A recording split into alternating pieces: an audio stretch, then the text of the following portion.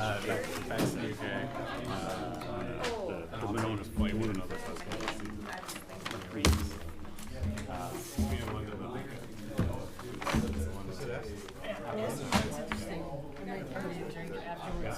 I talked to Mary today. we leave on the 9th. Sure. Yeah. We'll be there. Anyway, and I have not been in social media because I have. Yeah. You guys Sure. You're gonna be Yes, I get it. Nothing Okay. I mean, the whole thing comes down to we asked them to.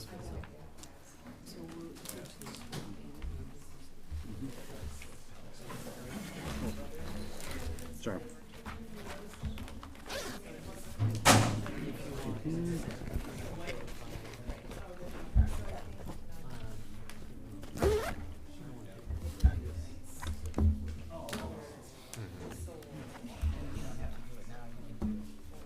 Do it. Of course, it's good. Okay. How's your bike? Good. Enjoying it. Yeah. Yes. 2 minutes.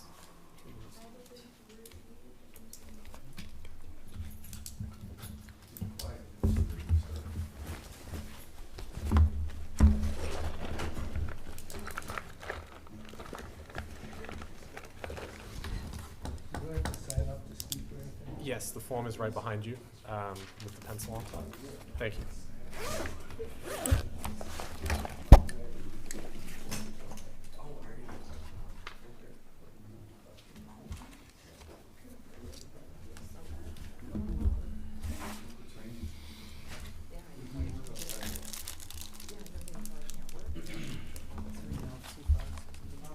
She will be, yes.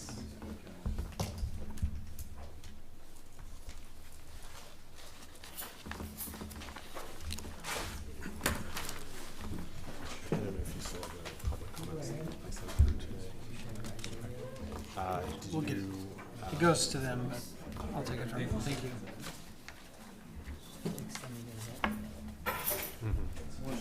Thank you. Would you like to go through these at the public hearing? Or would you like me to give a summary? Going through them, I want to just say, would it be so anxious? So Does it Nomad device as well? Yeah. That remain. I got a smaller battery charger. Oh, gotcha. I love this little thing. It's only got a single. But the thing I love about there is they've got these the integrated cables. Yeah, like this too. Yeah. That's good. But that one's got two. Yep. It's got like USB-C and Lightning. Driving across. Yes. I just gave her Sure, I'll take sad state of affairs. And like, I think your family had to replant. Corn and soybeans. Okay. You guys good? Somebody just black fields. Are you good? Yep. Is she good? Okay. Mr. Chair, I'd like to call the meeting to order, the Sunny Monona Plan Commission, Monday, June 24th, 2024. Please call the roll. Chair Moore, Here. Alder DePula, Here. Ms. Fallett, Here. Mr. Chapman, Mr. Homburg, Mr. Stein, Here. Mr. Grice, Here. and we are expecting Ms. Fox, but she's not present at this time. Thank you. Do I have a motion to approve the minutes from June 10th, 2024? I move approval. Do I have a second? Second. Second, I have a second. Any changes, corrections? Okay, here, seeing none, all those in favor say aye. Aye. Minutes are approved. Number 4, order of business, I'm gonna suggest that we flip-flop unfinished business and new business tonight, and go to new business first.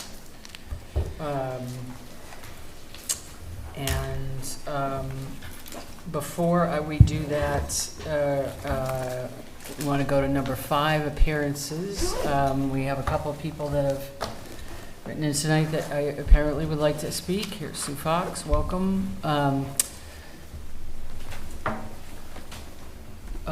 So if you're here to speak on something that has a public hearing this evening, you don't need to appear during the appearance section, and we can call on you during the public hearing portion of whatever you're speaking about. Unless, of course, you'd like to it's really your option. If you would like to speak now as opposed to later, you can do that, and you would have a maximum of 3 minutes. So with that, I have 2 people that have signed up forms. Would you like to speak now, or would you like to wait? Sure. Okay? Thank you. So if you could speak into the microphone and start. I don't think I need that. Well, you do, actually, because we're recording and we really, Oh, okay. People actually watch online. they do. Okay, am I supposed to turn it on? Believe it or not, we're millions. We have, our TV ratings are off the charts. So if you could tell us who you are and your address to start. My name is Billy Knowltner. I live at 4812 Winnequa Road. Thank you. And this is Bird's Development I'm talking about. And I think Bird's Development will enhance the area. Monona is a small community with 8,600 people, and it is landlocked. So it is in the city's best interest to redevelop when possible. The proposed development will bring in business for the surrounding local areas and shops, restaurants. I think that it's going to make Kim's Meats and restaurants and stuff are going to benefit from this. And this will be I think this will be a good fit for the area that has apartments and senior living currently. So I think it's going to be a good fit. This will add additional tax base for the city. So, right now you got dilapidated places that are producing a little bit of tax, and now this is going to be nice development. So we're going to have a good tax base, and it's going to help lower the taxes, control the taxes, because we are landlocked. And vacant lots are targets for vandalism and are hard to keep up. Bringing in a new updated building will deter the further deterioration of the area. So, I saw over at my place, I had owned a Bridge Lounge, and when they built the bank over there, all of a sudden that changed everything, because you had this PDQ that was closed, and they're painting crap on it and all this. The bank went in there, and then now look what happened. Made it into a real nice area, which is beautiful. And it worked out really good, I thought. And Bert is a proven successful developer that cares and lives in the community. This project will be in good hands. And I think Bert, he has lived in the community. He grew up in this, and I think he'll do it. I think that he cares, and I believe this project is a good thing. Okay, That's it. great. Thank you for coming. Well, yeah, well, thank you. I have one other form here tonight from Elvin. Elvin, would you like to speak during the public hearing portion of the sign request, or would you like to speak now? No, I just want to speak with the sign. Okay, so would you, if you want to speak now, you can come up to the microphone now, or you can wait until we get to the public hearing portion to talk about the. Okay. Okay, terrific, thank you. Anybody else here to speak during the appearance section? Anybody else online to speak? I don't see anybody. Okay, so I'm going to close the appearance section. And again, we've flip-flopped the order this evening. We're going to go right to new business with number 7A, public hearing on the request by Affiliated Dentists for approval of a zoning permit for a new use at 6501 Bridge Road. Case number 2-014-2024. Chris? Okay, hi again, everybody. Christopher Gosh, representing the ownership group for Base of Monona. I've got Mark Gustafson with Affiliated Dentists and Andy Crooks from the management/brokerage here to answer questions as well. So if we're going back a year and a half or 2 years here, but we had a dedicated roughly 3,300 square foot commercial space that was set apart from the live-work units. And we got some pretty significant interest from Affiliated Dental probably 4 or 5 months ago, and we're pursuing that together as a purchase for them to relocate their dental office from a different location in Monona to this one. So we're in front of you tonight requesting a zoning permit approval for that, for them to operate. We had previously been approved as, it was a B use, I think, for that dedicated area.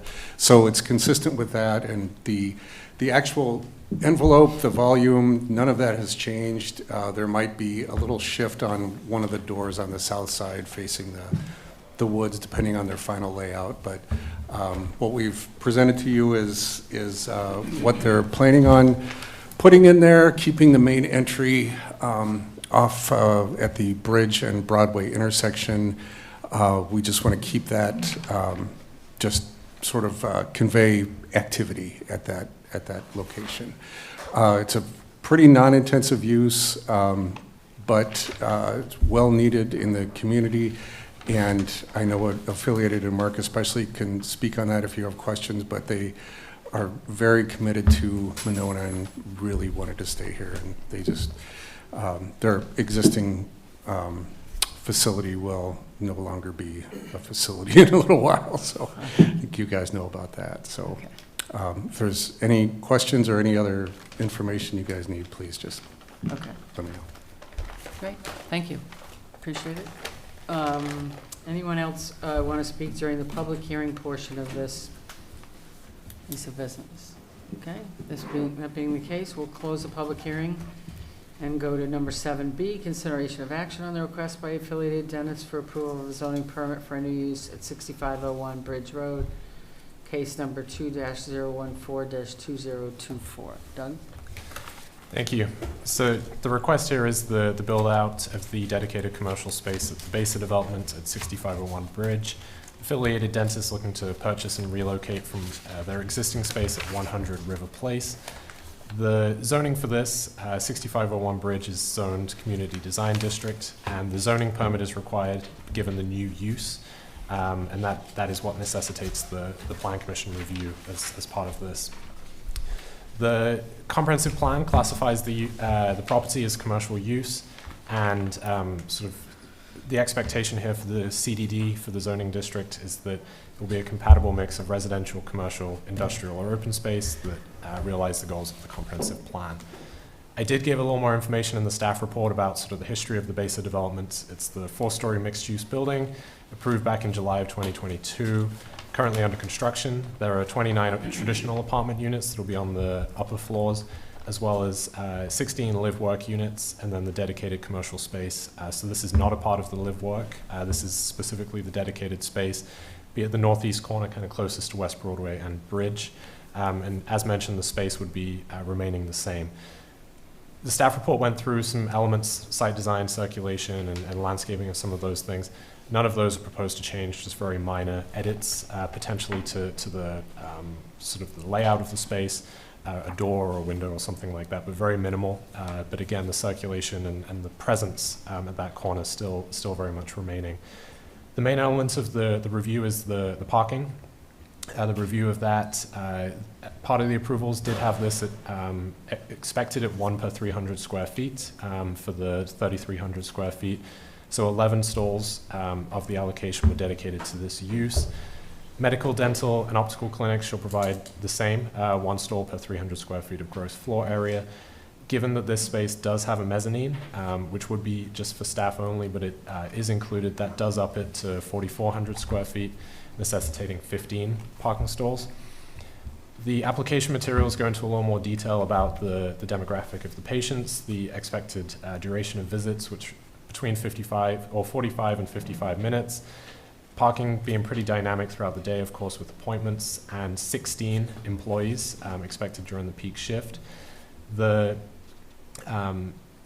application did include 87 parking stalls in total, 61 below grade, as well as 26 parallel stalls along the western portion of Engel, sort of separated by Bridge Road there, the space in front of the building, but nothing extending further east. That is really sort of the crux of this application. The materials discuss 3 dedicated on-site stalls, as well as 14 to 22 flex stalls during business hours, which would be 7 a.m. to 4 p.m., as well as 4 to 6 stalls of anticipated street parking. So that's certainly an element to be discussed. The flex stalls, staff assumes that is to be in the underground parking, and it's sort of a shared parking with the residential tenants. But certainly something to discuss, just how that space would function. We've seen in other applications here in the city the need and sort of the demonstrated need that this type of use brings. The need for close nearby parking with turnover of those appointments and things like that. The applicant does have pickup drop-off along the eastern side of the building for rideshare, for cabs, for things like that, as well as alternative transportation options. And again, there is dedicated public parking within 500 feet of the clinic, just across West Broadway along Bridge, over at the current development as well. Building improvements are very minimal. The mezzanine level being the main deviation from what was previously seen, and again, that would be a staff-only space. The proposed build-out, the layouts included in the packet, includes a reception area, 6 hygiene rooms, 4 treatment rooms, a couple ADA restrooms, the lab, and the office space. Stated hours of operation would just be Monday through Friday, 7:30 to 4, with employees arriving as early as 6:30 in the morning. One thing just to highlight here is staff is working with the developer on a punch list of items. There are a couple of things still outstanding from the zoning permit. Certainly plan to discuss those at a later date, and we have those scheduled, but the focus here was really for this use to give some certainty to the applicant. One of the key things with the parking is that it is looking to take, to utilize that flex space that was originally included at grade in the approvals, and they are looking to use that, which would be a net gain of 6 stalls that would be sort of on the southwest corner of the site there as well. The application did not include signage at this time, but it's expected that it would be part of a comprehensive sign plan for the building, and again would need to sort of be cohesive with the larger development. Plans were shared with department heads for review and comment, and one was received from the police chief just with questions and concerns about the parking, specifically as it related to One City Schools and that portion of the site. That's it. Thank you. Thank you. With that, I will move to the commission. Chris, do you want to start? Sure. Perhaps, Chris, you could answer the question as to where the stalls are that are allocated for this use. Obviously, you remember the biggest thing about your whole development has always been parking, right? Yeah, so that's a great question. So in working with Affiliated, the concern was if there's people with mobility issues. We want to give them an opportunity, especially in inclement weather, if it's icy out, right? So we wanted to keep them close to the ADA stalls if they're not using those stalls. And so there's an area that everything's flexible, right? But that's kind of where we were thinking would be right around the easy access into the elevator, get them up and then right over, because that's still a covered pathway to get them in there. So that was the initial thought, would be right around those ADA stalls. Up to 16 employees, where do you anticipate all of them parking? Are some of them going to be underground? They would be on the street or on the surface parking, or utilizing alternate ways to get. I mean, the good news is it'd be a great anchor for that entire development. It'd bring people around and bring traffic there. The bad news is it's a heavy parking use, which was your most difficult thing. Yeah, and I wouldn't necessarily say the use for this is intensive for that period of time, but evenings, weekends, holidays, there's no activity. So, we've done this on other projects too, where we are able to kind of successfully overlap those needs, especially with the dentist, where you're getting a lot of churn through. That's why I was asking about the underground. Is that available to the employees or the patients at all? It would be available to the patients. It would be, okay. Yeah, and some dedicated to the employees as Okay, well. so there would be some availability underground as well as Correct. the grade. Yep. Because, I mean, I like this use. I think it's appropriate. I think it's great for the area. I'd love to see the dentist be able to stay in Monona. And I like everything about it. I'm glad to see you're building those 7 stalls out right away, because they're clearly going to be needed. I'm glad we reserved a little space for that. In retrospect, that was the smartest thing that we did on there, right? Well, just have a space just in case. Yep. That allows you to pick up something like this. Yep. And just so you know, and the applicant knows, staff does have a condition on there which is appropriate, that if there's a really big parking issue, we might need to come back and revisit that to see, what can we do about it. Because if the thing we see is 16 employees, there's going to be probably that many, I would think, patients there at the same time. That'd be a potential of up to 30 cars. Now, hopefully not everybody's driving, but when you see that and the numbers and look at your parking, that's the biggest thing I think that would scare the commission, is that we put a use in there that just can't survive. It'd be the worst thing it could do for the applicants too. The worst thing could happen to them is they can't get patients and they go somewhere else. So I'm in favor of this. I think it's a great use. I just think the parking is the thing to keep our eye on, and the thing for the applicants is to keep you can come up and talk, you're part of the application. Yeah, I mean, I just, as They a, can't, our big audience can't hear you till you get by the mic. If you could, again, introduce yourself, tell us who you are first, and Mark then, Gustafson, president of Affiliated Dentists. thank you. And so I totally agree, the biggest concern we have on the project is parking. And in the process, we've kind of talked through it all and feel very comfortable at this point. And it won't be, 16 employees doesn't bring 16 additional patients. There'll be just some slight overlap from time to time in like an hour span. Because most people are getting out of there and work turning around rooms, and then people are coming in. So, there's a few moments here and there where someone might not find a spot, but it generally, I think, should be good. Okay. And then, of course, it's in your hands to try to work with your own employees and say, hey, can we do this for parking, or can you, maybe you can find different transportation to get Right. your different things. I mean, that's in your hands, that's not. For sure, and I will always tell you that even in River Place, we had the same issue where, and they've got a huge parking lot. Like me and all our employees parked as far away as possible and walked in, because we wanted our patients to have those close spots. That's good And- business, that's just smart. Yeah, and so I have no doubt that there's a good chance I'm gonna be parking across the street. Well, I thought one of those 3 underground stalls was yours. Oh, yeah, well, no, those go to the patients. And I like, it never hurts to get a few extra steps, Yeah, you're right about that. so. Okay, that's all I had, was this caution about parking. I think it's a good use.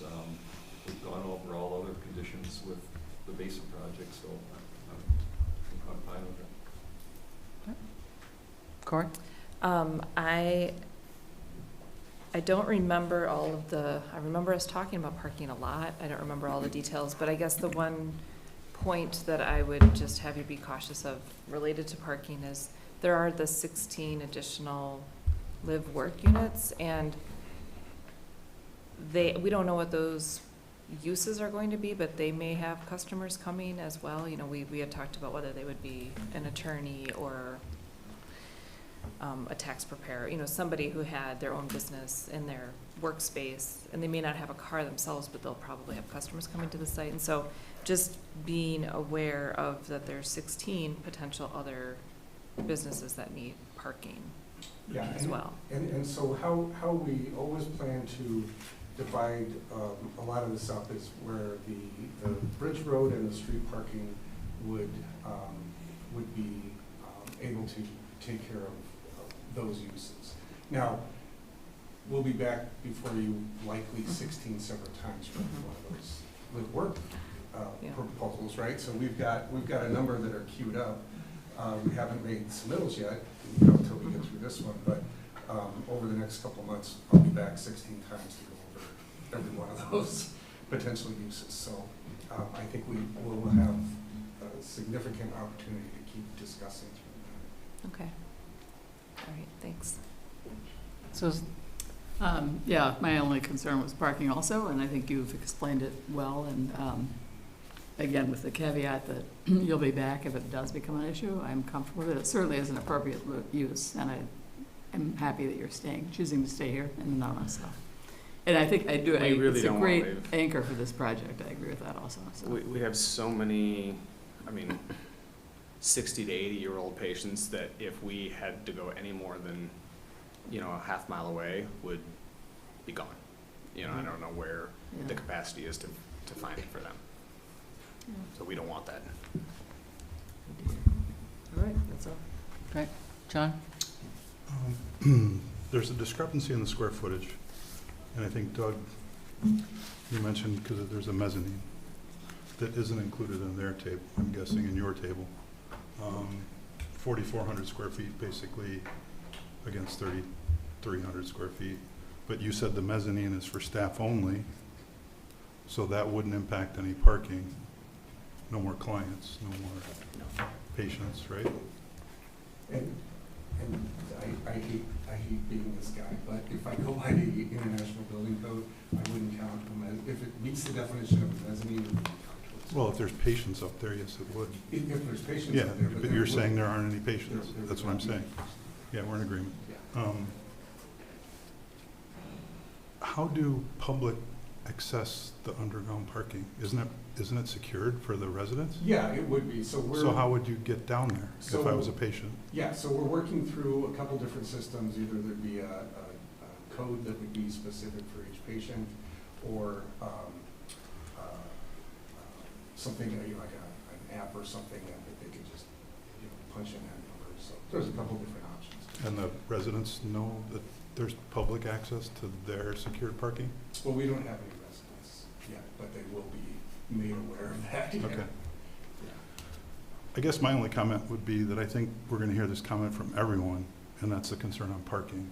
Yeah. And if I was a tenant, I'd be real concerned that you've got 12 people basically telling you there's a parking issue here. That would be my concern. Can I just add, just because I had made a note, you mentioned the mezzanine. I had sort of a similar thought about the mezzanine, even though maybe technically we have to count that square footage. It does not add any employees, so it does not add any need for parking. So I guess I'm comfortable kind of not adding that, personally. It seems more realistic to go with the 11 than the 15, in other words, but, yeah, that's all. Rob? Yeah, I agree. I think it's a great use. I'm happy to hear you're staying. Parking's the only thing, if that can be worked out to accommodate this business and several others. I think it's a great addition. It's just, can you do it? Yeah. But I like the project, and I'm happy to see it's going up right now, so. Okay. Nothing to add. Nothing? Nope. Brendan? Yeah, I agree. The important points have been made. Okay, No additional comments. okay. Great, thank you. That being the case, any other, yes, Chris? I just have one more comment. If you have a lot of patients that are 65 to 80, you must be really good dentists. They still have all their teeth. We have, we have charts that date back to the 50s. So it's, I had to, it was a setup. yeah. No, I'm lucky to have, joined older partners who sold to me and to my younger partners, and it's been a joy. So. One thing that certainly that occurs to me is I believe the Avid already has a joint parking arrangement with the Current. And, it might be that in terms of employee parking or overflow or whatever, that you could, I don't know if there are, now that we have adequate parking, if the Current, if the Avid spaces are more available than they used to be. But, you might be I able to think I talk have to- no doubt that I have a certain percentage of employees that are going to be more than happy to walk across a block and a half Right, without a problem. Right. And me and all the doctors tend to park the farthest away. right, I don't know why, but that's the way it is. And Yeah. so I wouldn't doubt that no matter what's going on, we're parking across the street just in case a patient has to park on the street, right, that there's the possibility that it's there. right, And I think I have enough other employees that will do the same, right. which means that if that, what are we calling it, the accessory lot? Correct. Yeah, if that's there, I can park, 2/3 of my employees there, and then the rest of us can be across the street Right. if needed. So. Okay. Great. All right, do any other comments, and if not, would anybody like to share a motion, offer a motion? I'll move approval of conditions as written by staff. Okay? Second. In a second, any other comments? Questions, concerns? All those in favor, say aye. Aye. Opposed, we're carries. There you go, Chris. Thank you. Yeah. Thanks, everybody. Thank you. Look forward to seeing you 16 more times. Yeah. Maybe you can bring 2 in at once. Okay, with that, we're going to move to number 7C, public hearing at the request of David's Jamaican Cuisine, represented by AH Sign Solutions, for approval of a sign permit for a new wall sign at 1006 East Broadway, case number S-016-2024. Welcome. Alvin Huddleston. Mhm. What would you like to tell us about? AA Signs. Yeah.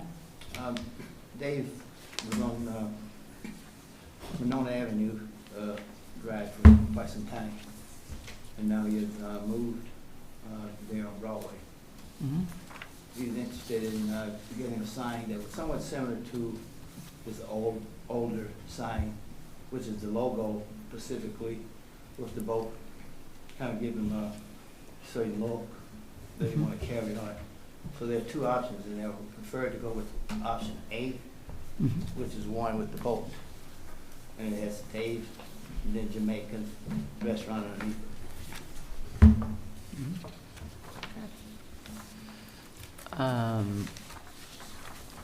Okay. Obviously, there's no one else here during the public hearing portion, so we'll close the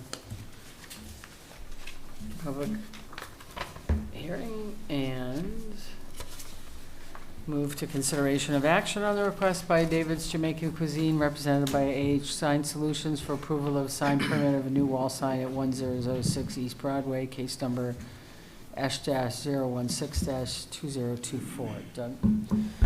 Thank you. So the request this evening is for new wall signage for the newly relocated business, David's Jamaican Cuisine, over at 1006 East Broadway. Two options this evening are before you. Option A, which includes the logo, which is the applicant's preferred option, 24 square feet, 2 lines of text with the logo above, LED illuminated channel letters and cabinet facing north, and both of those have similar treatments, and it would just be that option B would not have the logo, would be 4 square feet smaller as well. Both of those were included in the packet for consideration, marked option A and option B. The applicant is seeking an exception from the building's 2003 comprehensive sign plan, which does limit signs to red-colored flush-mounted letters on 1 line of text and not to exceed 2 feet in height. Additionally, 1006 East Broadway is zoned as part of the Community Design District, CDD, and the sign standards and specific staff comments included in the staff report. A couple elements that would be seeking the exception from the CSP: the cabinet sign, the use of a cabinet sign for the business logo, the second line of text for a small cabinet sign reading Jamaican Cuisine, the black trim and returns on the cabinet letters, the use of non-red colors for the cabinet elements, as well as the total height exceeding the 2 feet at 3 feet instead. A couple examples were included in the staff report of permits that have been issued at the center, deviating from the CSP from both 2019 as well as 2023. And you can see those still in place today, specifically the Salon Air signage that was from 2023. Both of those did receive the property owner approval, and the property owner approval was included on this as well. You can see that specifically on sheet 3 of both of these options. Typically for wall signs, deviating from the CSP, the standards for CDD would allow wall signs to have 1 square foot of signage per linear foot of frontage, and the proposed signs are both 20 and 24 square feet, and the building does have 31 feet of building facade. Of note as well, this will be centered on a projecting architectural element, not centered above the building, and this is identified in the CSP as an appropriate area for that. With that, staff recommends discussion of the proposed exception to the CSP, and if deemed appropriate, then an included finding of fact and conditions are included in the staff report. Thanks. Thank you. With that, we'll open it up to the commission. Benjamin, do you want to start? Yeah, so there's the two signs. Which one's the one that we're focused on? There's one with the logo, Yeah, and then there's one without the logo. It's Yeah. only gonna be one sign. yeah. And he prefers the one with the A logo. is- Yes. Yeah. I mean, I don't really have an issue with either sign on that building. Yeah, I'd be fine with either. I think they both look like appropriate signs, and, yeah, I have no other comment. Patrick? I mean, I would agree. I think it looks fine on that particular building. I think, yeah, nothing to add. Okay. Or change. Rob? I'm fine with either sign. John? No comment. Okay. Susan? I actually prefer option A myself. I think it looks great, and the location is about the only place you could put that sign, really, so, yeah. Okay. That's it. Corey? I would prefer sign A as well. I think that, like you said, it is reminiscent of what they had before, and it's Yes. kind of a branding, and I just think it gives it a little personality there, too, so. Thank you. Chris? Agreed, I like sign A. I think it helps on a fairly bland facade that's there. It helps give it a little life. And I think we could add in your findings of fact, Doug, second one, that our sign code was changed since this signage plan was put in, and it's changed quite a bit. So that's another reason to make an exception to that old signage plan that's, when was it, almost 21 years ago? Yeah. So I prefer A. Right. Okay. With that, I'd be, unless there are any other comments, I'd be delighted to take a motion. I'll move approval. Finding of fact number 1 is written by staff. Finding of fact number 2, that the signage, our signage code has changed since the original signage plan for this site. And then conditions of approval is written by staff. I'll second. Okay. All those in favor say aye. Aye. Okay, motion carries. Just please, not only to yourself, but to the whole crew at David's, I would just say welcome back to Winona. Oh, Yes. good. I'm glad you stayed in the area. Yeah. And I appreciate you liking design A. I also thought that it added a little bit of different look to the location over there. It should brighten up. So I appreciate it, and thanks for appreciating my work. Thank you. Yep. More work to do. Have a good evening. You too. Yeah, you too. Okay. Now we're gonna go back to unfinished business, number 6A, public hearing for the Sunday Realty Company on the request of approval for a general development plan, GDP for the site located approximately 112-208 Owen Road, for multifamily development, case number 2-008-2024. Doug, would you like to, before they present, or you want to do it after? It's up to you. I can do it after. Okay. Guys, welcome. Thank you. Good evening. It is. The floor is yours. All right, very good. Thank you very much. My name is Bob Feller. I'm an architect with Kanothi and Bruce Architects. I'm filling in for Kevin Burrow. He would not want me to share the fact that he was just recently married and enjoying some time away, so I will not share that with you. But thank you for the opportunity to present to the group here tonight. We're excited about the proposal in front of you and feel it's a solution that checks really all the boxes for a development that'll be successful for all involved, but especially the city of Monona and all its the residents, future residents. There were 3 previous messages that the group heard in previous presentations, and we'd like to reinforce those during our presentation tonight. The level of setbacks in the building, articulation and fenestration, and density of the site. Are you able to pull up the presentation? So I won't go into a lot of detail on every single slide. This is more just general information, and we'll back up to any that you'd like me to revisit. The site, as you're all aware of, why don't we jump to the next slide? Since the last time we were here and presenting, we have actually added 7 parking stalls to the site. So that's helping out with our parking ratios.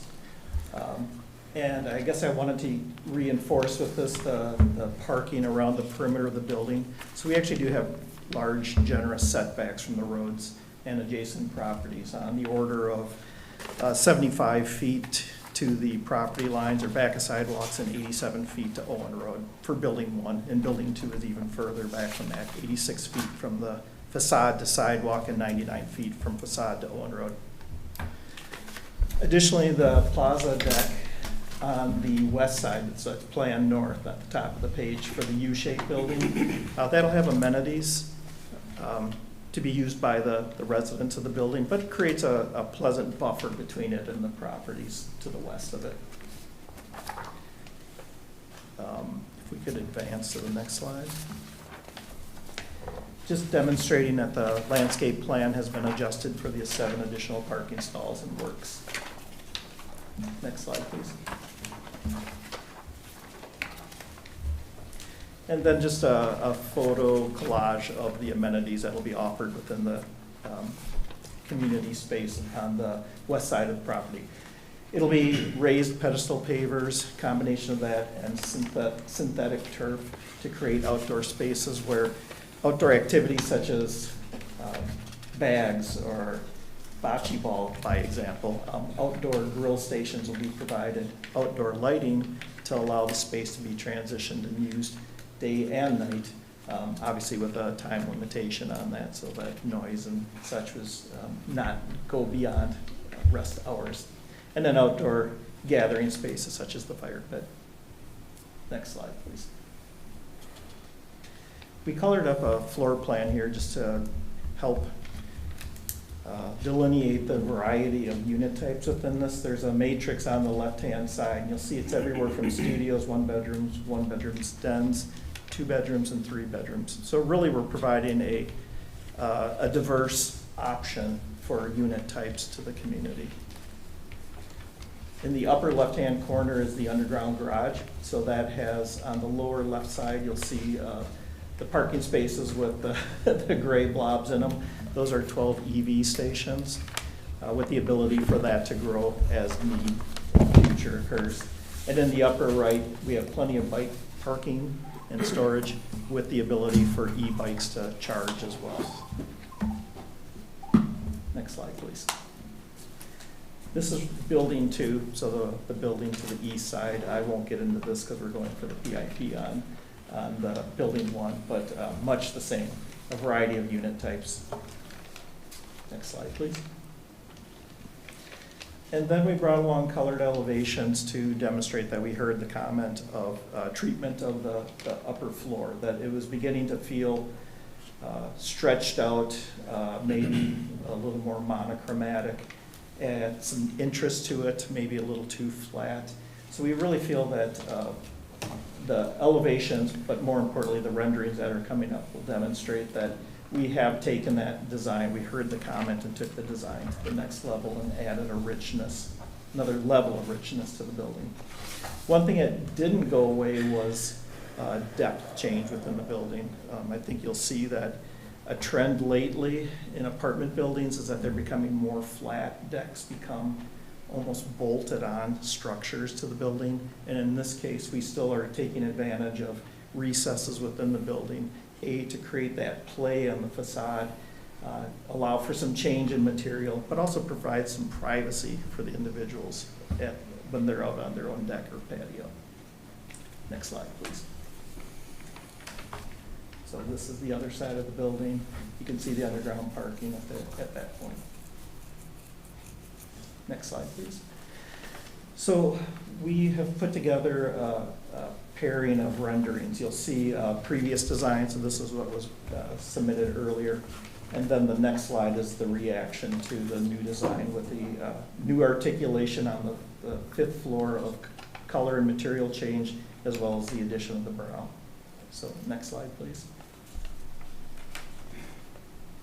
So there is more contrast, more interest. We feel that, again, there's an added level of design to the building. As you look down between the two, you'll see that we changed there's a recess within it to make that long facade feel as if it's two buildings instead of one. Next slide, please. So this is also on the Owen Road side, again, the previous design. Next slide, please. So change in colors, addition of the eyebrow, not losing any of the play and the depth of the patios. Next slide, please. And I feel like I'm starting to sound like a broken record, so here's the previous. Next slide, please. Versus the new. I think there's 3 more. Next slide, please. So this is on the parking lot side, looking at building 1. Next slide, please. And on the left-hand side of this is that recessed portion of the building, which helps break down that long facade. It also serves as a wayfinding for the main entrance to the building. Next slide, please. Before. Next slide, and after. We have a couple more, but I think the point has been made. So with this, I'd like to reinforce a couple of things. With the regards to the stepping back of the building, I feel that the steps taken with the design have added another layer of depth to it. Even though it's a darker color on top, that additional band and the step back of it helps to give it an appearance of a lower building. And then as demonstrated, I feel in earlier presentations, this is a comparable design to other projects recently done in the area. With regards to the fenestration, great care has been taken to provide the relief on the facade. That vertical step in the middle that I had mentioned earlier near the middle of the building does break the long mass into 2 and gives it the sense of 2 smaller scale projects, as well as reinforcing that wayfinding. And the use of rich materials and a variety of colors helps break up the scale of the building. And then lastly, they're maintaining that recessed deck, the privacy for the individuals who are living there, that added articulation and interest to the building. Last point I would like to speak to is the density. The design works well within the deep setbacks of the site, as proven by the site plan and the renderings. The current infrastructure is sized for the development of this size, so it can support it.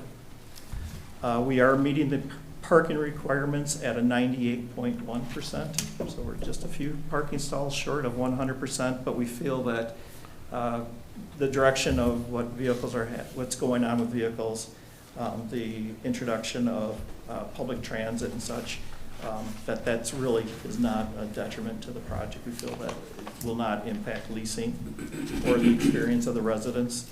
Of that 98.1, that would be 370 stalls required and 363 are provided. This solution responds to the housing needs outlined in the Monona comprehensive plan of 2016, as well as the Dane County projected needs. It also creates opportunities for individuals to downsize from their homes, stay in the neighborhood, and free up housing stock for first-time homeowners to buy. In the traffic study, the recommendations are that no infrastructure improvements are required. And one thing that I guess reading between the lines is that opinions have been shared by individuals in the neighborhood that when the bowling alley was open and operational, that it actually had more of an impact on the site and traffic than what this project would do. And that's even into the hours of 1 or 2 in the morning. The site will maintain walkability and create a neighborhood that will feed and benefit the local businesses. And with that, I thank you for your time and ask if some of you gentlemen have anything to add to this. Did our amenities make it from Green Bay onto the presentation? I did not receive those. Okay. All right. Is there anything you want? Well, along that line, there was, excuse me, I got allergies, so my voice gets goofy. Anyhow, there was comments made about having a little more pizzazz on the entryway and what have you. And so what we did, and unfortunately, I wish we would have put those photos together, but in our building 4 in Green Bay, we are mimicking what's going on there, and it's extremely impressive. We have had people just rave about it, quite frankly. And so we're going to bring that into this design. We will have a really nice workout facilities, club rooms.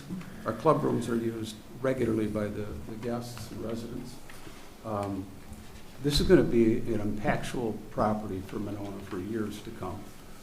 This will be something that even those that, you know, originally were objecting because, you know, the traffic and we don't want it. And those are ironic situations that they, over time, may very well be some of the same people that will live there.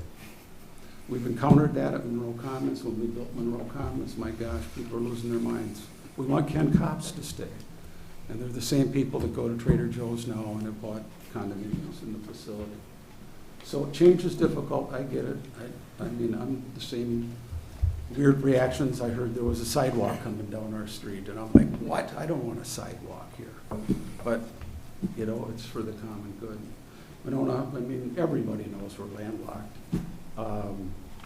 I had an extremely odd common sense observation a couple weeks ago. My wife and I went to the Robert Plant concert at Bree Stevens Field. These two guys sitting behind us were clearly old college roommates. And the one guy says to the other guy, he goes, God, I hate all these cranes in Madison. And he goes, yeah, well, it's growing. Yeah, I hate it. And he goes, yeah, I'm glad they're going up instead of out. What do you mean? Well, they're building up. They're not taking more land. They're being efficient. And I'm like, are you kidding me? Okay. Yeah, I guess so.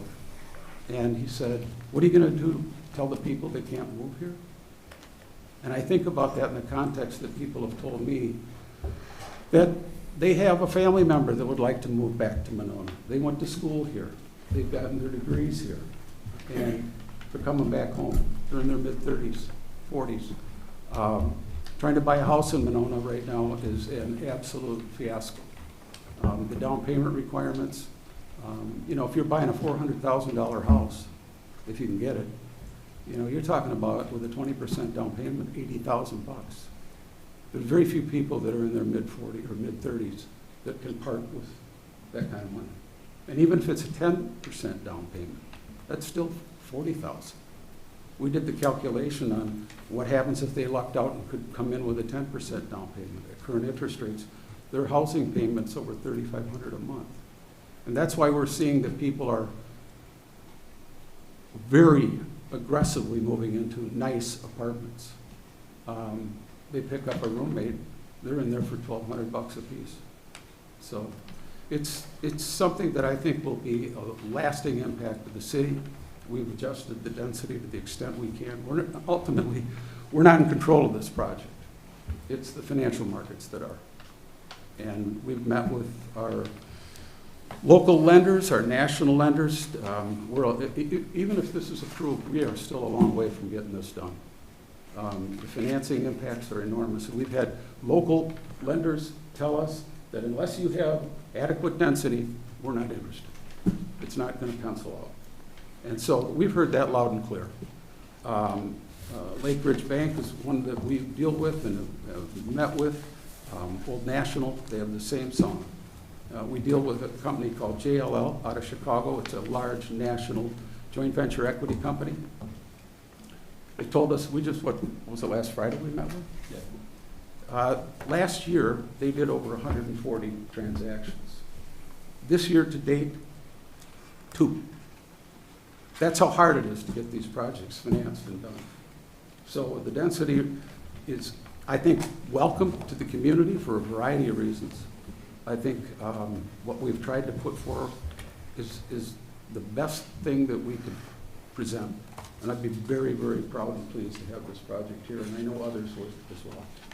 So, as far as other amenities go, I mean, you can address them, you can ask questions. I don't know if you have Yeah, I anything. mean, one of the big things is security, and we've brought this up in the past. I mean, our building 4 in Green Bay, I think we have 35 cameras, it's 92 units.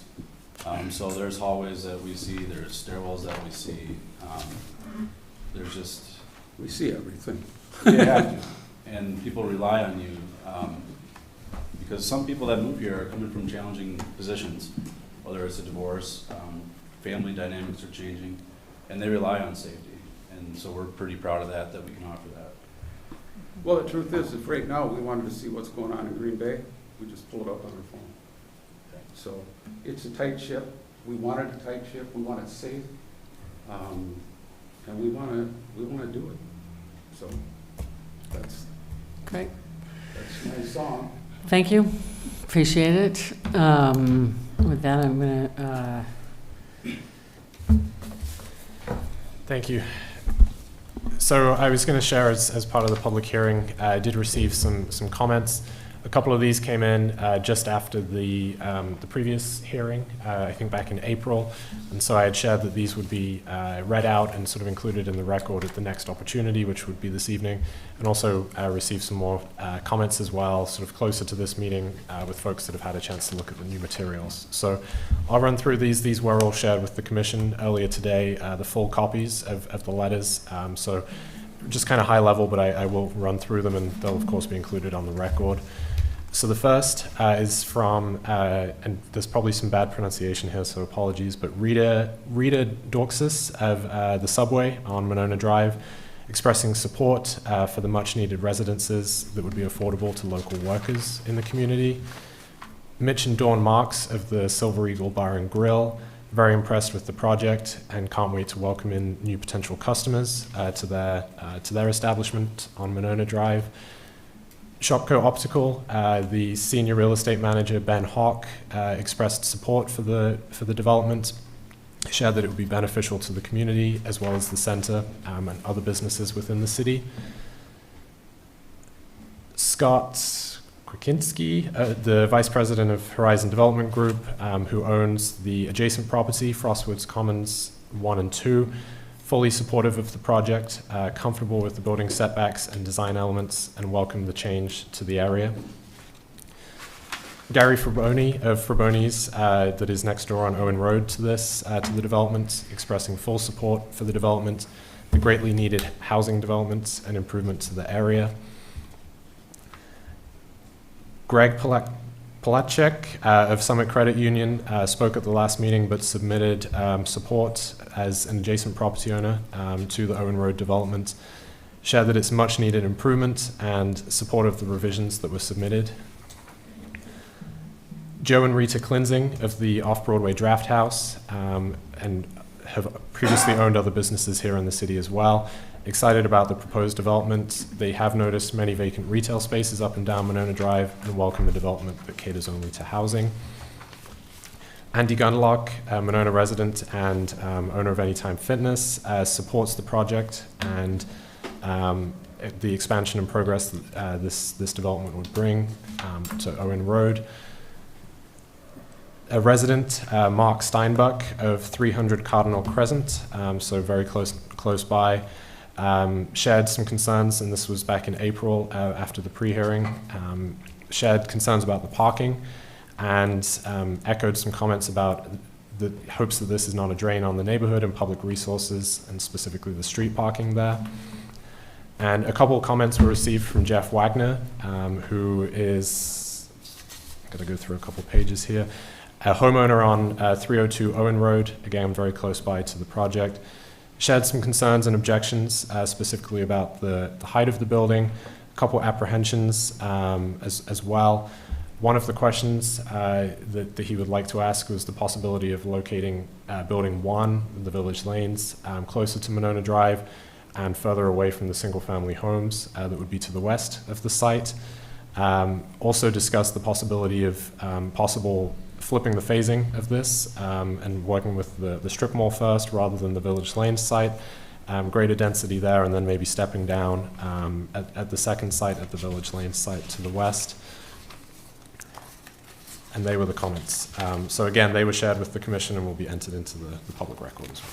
Thank you. And that will close the public hearing. I'm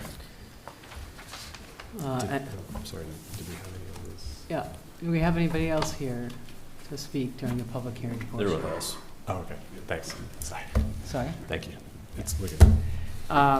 Okay, then I'll close the public hearing, and we'll go to number 6B, consideration of action of the Lindy Realty Group Company on request of approval of a general development plan, GDP, for the site located at approximately 112-208 Owen Road for multifamily development, case number 2-008-2024.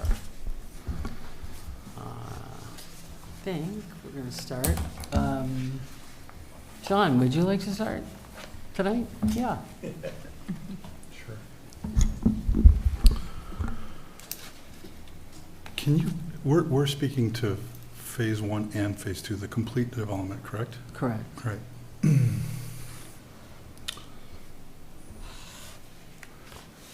So the complete development doesn't meet the parking requirements of the city, is that correct? By 7 stalls. But phase 1 does meet the parking It requirements of the city? exceeds, phase one does exceed. Exceeds, right, yep. But the overall does not meet. Correct. Can you speak to why the design does not meet the green open space requirement of the city, and what you might have to do to meet it, or what you could do to meet it? I'm actually a little unprepared on that one, stepping in for Kevin at this point, so. Okay. Well, I guess I could try and answer it. I mean, to me, it's either you have parking or green space. As a real estate developer, that's kind of the conundrum you end up in. So if we need more parking, then we lose green space because we've maximized the undersurface parking within phase 1. I think we have 118 stalls underground, and it's under the complete footprint of the building and the plaza space. And the plaza deck in phase 1, that's not grass, correct? Correct, synthetic turf. But that's counting in your open green space? Correct. Yeah, during our previous GDP, when they had approvals, Yep. that was agreed upon that that was an acceptable thought process. Okay. We're going to speak to phase 1 next, correct? Sorry, say again? We're going to speak to phase 1 Yeah. next, okay. Can you describe, so the bowling alley comes down, phase 1 gets built. Is the strip mall coming down at the same time as the bowling alley, or is that staying? And will it be operational during the wait between phase 1 and phase 2? Well, it honestly depends on when USPS gives us their notice. That's my opinion. Is that fact? No. I mean, things can change. It can sit there for another 5 years. I mean, but what we would envision is that would be shortly after, you know, whether it's 6, 8 months. We'll just have to see how things go. I mean, I don't have the answer for you. It's not going to be at the same time. I can tell you that. Is there potential for the phase 2 site to stay vacant for some time, long time? I hope not. I hope not, but vandalism that's going on in there would blow your mind. Yeah, in the Village Lanes property. I mean, we have tenants in there, and we have 180-day notice to give to those tenants, not speaking about USPS. So if life just continues on and we lose USPS, the majority of that building will still remain full. I don't want to own that building, if I'm being frank with you. It has 30 years, 40 years of negligence there. I'm embarrassed to say they own it. So take a drive behind it Yep. and see if you still have wheels. Yeah. It's at a state where you cannot justify putting money into it. Yeah. We're going to look at it closely. That's all I have. Thanks. Thank you. Susan? Well, I appreciate your responsiveness to the issues that were raised before, and I also appreciate your presentation with the previous design followed by the new design. It made it very clear Yeah, I don't really have a lot. I think it's a good proposal at this point. I think it makes sense. And it's disappointing we lost the post office, but there's nothing you can do about that. I understand that. So, and maybe that's not even a definite. It sounds like it is, but yeah, at this point. Yeah, so the other tenants basically will stay, as far as you know, in the strip mall until that comes down. But so do you put them on month leases, or how do you handle that? It's a standard clause in our leases. Okay. That just says that Yeah. we have the opportunity to void the lease after with 180 days. Okay, yeah, that makes sense. Yeah, I think otherwise, I appreciate it. I know there were some comments made about additional canopy. I like that aspect of it too, the way that you have the deck on the west side and trees. If there are more areas where you can put more trees, that's always great. Other than that, that's really all I have. Pleased with the way it's going. So are we limiting our comments to the GDP big picture right now? And okay. I really like how this is coming together.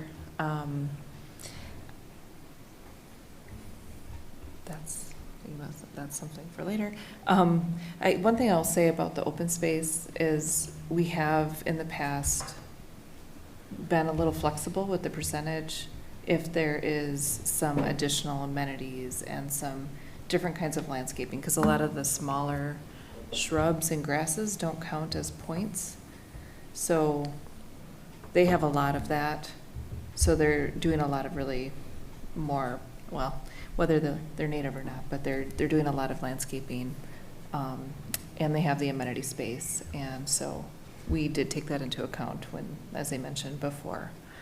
And so I think it looks good. I thought it was funny that you call it an eyebrow, but I really like the eyebrow on the building. I do think that it adds a little bit to it. So in general, GDP-wise, I thought you were responsive to the concerns, and I'm in favor of it. Oh, me? Mm-hmm. Okay, first thing I better do is, I'm a director at Lake Ridge Bank, okay? And this is the first I heard that he's going there, so if anybody thinks that's a conflict, it's never gotten to us, and I wouldn't see something like that if it happened for quite some time until it was imminent and it was big enough, which this probably is, then it would probably come to directors. But I know nothing about it, so if you're comfortable, I'm going to continue. But otherwise, if you think it's a conflict, I'm out. You've always been good about stepping out when it is direct conflict, and I'm comfortable with you going ahead for now. Right now, there's no knowledge on my That's part, right. or I think even the applicants, that there's even a strong possibility that he's, or certainly hasn't signed anything that you're working with Lake Ridge. You wouldn't know. So yeah, just when you said that. Yeah. Okay. Yeah. So I'll start with the GDP. So we're looking at basically, is this general presentation fit with the density and everything that we've seen? And a good point is the open space, 30%. We asked for 30% open space, but as we did on your last GDP, when you have a lot of additional outdoor amenities like you do, I am strongly in favor of what you've done on the west side of your building. I think it's critical to the survival of this project that the tenants have lots of amenities. And we do, as a commission, say when you go over and above what you've done on amenities, that counts as extra open space. Would you rather have another little bit of grass somewhere and then just leave it, or would you rather have all these amenities and a little less grass? And for me, I would much rather have these amenities that are on the outside. So I'm good with where you're at. If this were on Monona Drive, I would really be pushing for more masonry. You're not on Monona Drive. I like the changes you've made have made a difference, and I agree the eyebrow makes a big difference. The eyebrow's made a big difference. The changes in colors have made a big difference, and I think that's probably why you had so many slides to show us what it used to look like and what it looks like now, because there is a big difference. And I'm looking forward to what you're talking about on that entry, because those are all the little details that make people like to come home. Yeah. So I'm in favor of all that. You decreased about 5 units, right? And what I like about it is you've added the exercise room, the lobby, the common space in building 2, which didn't show before. And then you've added a few extra rooms in the phase 1 building. I think those are all really great things. I think, again, they'll add to the success of this project. I know you sat here and told me, well, we're going to do that. We just don't know where and how many and what will change. But, you know, when we're looking at GDP, we're looking at what are the final numbers. And with doing that, when you got down to within, what was it, 6 stalls, 6, 7 stalls? Yeah. To me, on a project with this many stalls, that's okay, especially since we're building phase 1 first, and that's a PIP item later, but I know staff has a condition in there that we'll look at parking and see how it's working. And when you come back with phase 2, we're gonna say, hey, you know, if we have a parking problem, it can become an issue with phase 2, and you're well aware of that. So it's really, again, like previous applicants, it's in your hands. So I'm good with where we're at on that right now. I think that's the majority of my GDP comments. I do feel like, since we had speakers that never showed up, number one, for all the people that aren't listening, I appreciate all the people that come and say, hey, yeah, we like this project, it's good for Monona. Because it takes effort to come out and say something. Even if it's positive, it takes effort. So kudos to all of them. I think to the people that had concerns, we owe a little bit of an explanation of what we're thinking. And so if it's okay, I was, Mr. Steinbuck, his main concern is parking. And I really think I just addressed that. For this first phase, there's an excess of our parking, and every developer that comes in says, hey, you've got worse parking, more restrictive parking restrictions than anybody else in the area. And we do. And you know what? Where we haven't enforced them, we've come back and we've had problems. So our experience has been like, you know, maybe we're okay where we're at, but we're okay with even our parking restrictions. We have more parking than we asked for in phase 1, with a condition that in phase 2, we can look at it again. So I think that parking concern is covered. I'm very comfortable with that. And then Mr. Wagner had a number of comments. Number one, the height bothered him. And this is a tall building for us. The only other place we've done that is down at the Current. But as a planner, and I sit here, if we're planning our community from scratch, and I said this 2 years ago when you came here, what we would do is we would have single-family homes, and then we would have low-density multifamily, and then we would have high-density multifamily, and then we would have commercial. That's how we would plan our community. And this is exactly what you're proposing. We're going from low-density multifamily to high-density multifamily with considerations for the single-family neighborhood by bringing a lot of the mass of the building away and a lot of the amenities towards there and a lot of landscaping on that west side. So I think we've really addressed the height. What really the height comes down to is, can you support it on this lot, which you've shown you can do with the parking. He also suggested that you switch phase 1 and phase 2. You know, that I'm looking at it from their perspective. You're asking too much. I mean, number one, the post office isn't gone, but to put your building and take out all the rental space right now in the post office, it isn't a reasonable thought. I mean, I know what they're saying, and it's in this letter that, well, then we can see how it goes, and in phase 2, we maybe could reduce the height. That's not how this works. If we approve this tonight, we've approved a GDP that says this density, these heights, this general parking arrangement, this is approved for this site. We can't go back a year later or 2 years later and say we've changed our mind and you have to be 3 stories now. So I think part of that might just be process that person doesn't understand. And number 2, they thought that they'd like the building switched, and technically phase 2 is a higher density than phase 1, isn't it?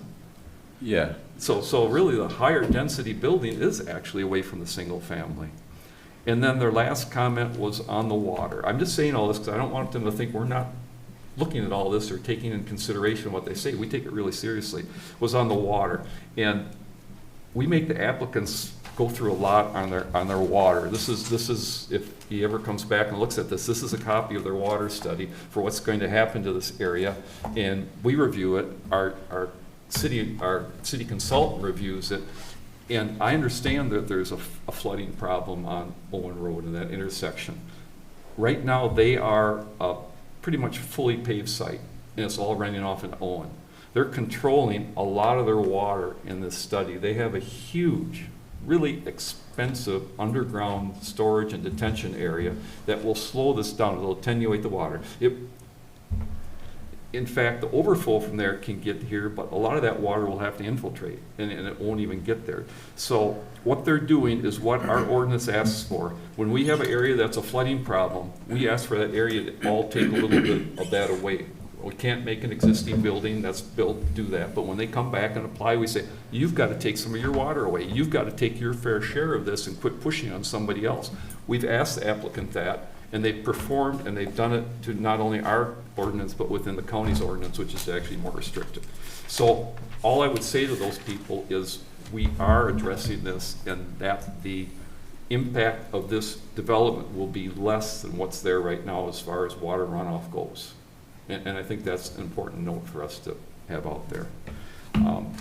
Other than that, my comments would be on the PIP. But as far as the GDP goes, I appreciate the work you've done. I normally might have a few more items, but we've done this a few times. You know, you've been here a few times. We've talked about this a lot. And I appreciate the fact that you come back and look at the commission's comments and take them seriously. So thank you. Great, thank you, Chris. Rob? Caught me off guard. So we've seen this a number of times. In general, I'm not opposed to a project like this.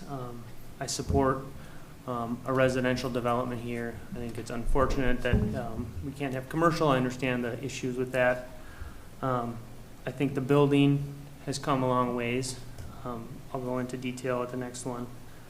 I do think you want a good development here, and you're trying to benefit Monona with this development. I like some of the changes you've made to the tops of the building and how you've addressed that top layer. What I can't get past, though, is the fact that this came to the commission in 2022 as a 4-story building, and the community came out and talked against it.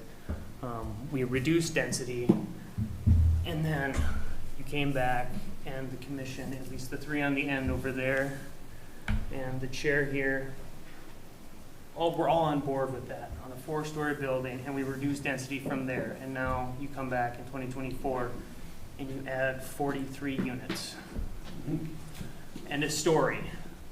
So we had conversations about how it fit in the neighborhood, and now it fits in the neighborhood for everybody. And to me, I don't think it fits in the neighborhood. I think it's tall. I think it creates a canyon. I don't think it matches the neighborhood for developments across the street. I think what we did at the Current is isolated area along Broadway. It's separated more than this one. I agree with Chris' comments on how you plan your city and do that. But I don't know how we got to adding a whole story in 43 units. Is it just so that they make enough money, or is it exactly what is that the best building? Is a 5-story building the best building to fit into that spot right there? And it might be controversial, but there was comments made. Like, this is night and day, this is great, this is beautiful. And if they came back before and they added a story, I doubt you'd be saying that, and I just don't know what changed. So I'm not saying that this is a bad development. There's a lot of things I like about it. I just don't know how we got here. And if you care to comment, I would appreciate it, but Sure. I'm curious. Sure. And I'm not wholeheartedly against this, but those are some of my concerns. So. Yeah. Do you want to, any one of you, I'd love to. For me, a lot of it, and we talked about it 2 years ago, the density, and they couldn't support parking. And to me, a lot of it comes back to what they've done with parking. Because if you look at the plans, I think 2 years ago, this parking didn't go all the way through the courtyard, it stopped. And 2 years ago, this parking didn't come way out into here. So they've added a lot of underground parking from, at least that's my belief. You can tell me if I'm wrong. You've added a lot of underground parking from what I saw 2 years ago. So to me, they've hit the parking that we needed for the density. and they've hit the amenity level that I would like to see for that. And in 2 years, yeah, I'm a big proponent of commercial in Monona, but in 2 years, I've realized that this area, it's just gonna be tough to get commercial back in here. Nobody wants to go back there. The people that are back there are the people that aren't going to pay enough money to be back there. And when they eliminated the commercial, that opened up a lot of parking also, let's be honest. With no commercial, then they've got more parking for the apartments. So for me, that's what changed it, to get the parking up, to get the open space close enough to what our standard is, but put the amount of amenities that they did in this area, those things, for me, make it something that I can approve. And the height you're fine with Well, now? the height to be able to do the parking, to be able to have the open space, and to be able to hit the density they're looking at, yeah, the height I'm okay with. Anybody else on this side? I guess I would just say, I feel like this is an evolving situation, and for the time that I've been on the commission, I try to hear what's being proposed in the context that we're living in and that we're building in. And so I don't do this work for my day-to-day job, so I am trying to understand what is needed in the community as things change over time. And one of the things that I really appreciate about this project, or at least these individuals, is how much they have really heard us when we have asked for things, and we, yes, have another story, but I do feel like they are working to try to make this be something that is going to be a benefit to the community, and they're taking it seriously as well. So it's bigger, absolutely, but I agree with Chris. Some of the other concerns that we had are, I was worried about they're going to be on the parking off-site on the street, and that doesn't seem to be the case anymore. So that is something that changed for me. I was worried about them not having enough parking, and then people were going to be parking on the street, and that's a weird S-curve there, and that does seem to be alleviated. Who knows? But, yeah. Yeah, I mean, If you want, think- I'm Well, I I would feel like just, I owe you a bit of an apology. I don't mean to put you on the spot like that, but it's, you know what I did today is I rewatched an old meeting, which is not my favorite thing to do. But I'm like, what? It just kind of got lost in the conversation. And sorry, Susan, I'll That's let you okay. finish here quickly. But I appreciate your explanations and your willingness to comment on that, because it helps me kind of understand where the commission's at. And not everybody was on the commission at the time, but it helps me to kind of understand where you're at. So I appreciate it.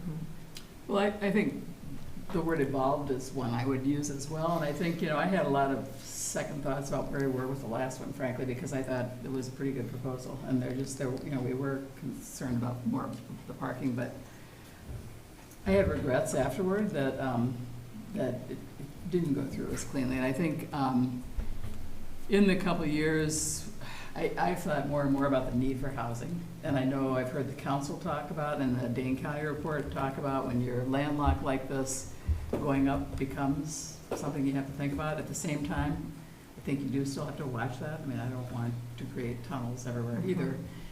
But I think this is a very attractive building, and I really do appreciate what they've done to provide that buffer on the west side. I think that's a big deal, and the fact that they've been responsive to the design. So I feel like, in order for the project to go forward, I think they have made some compromises, and we do have additional density, but I think there just is a need in Monona. It's a real thing. We hear about it all the time in Dane County, and I guess I just think that's where my thinking has evolved somewhat in the last couple of years as well.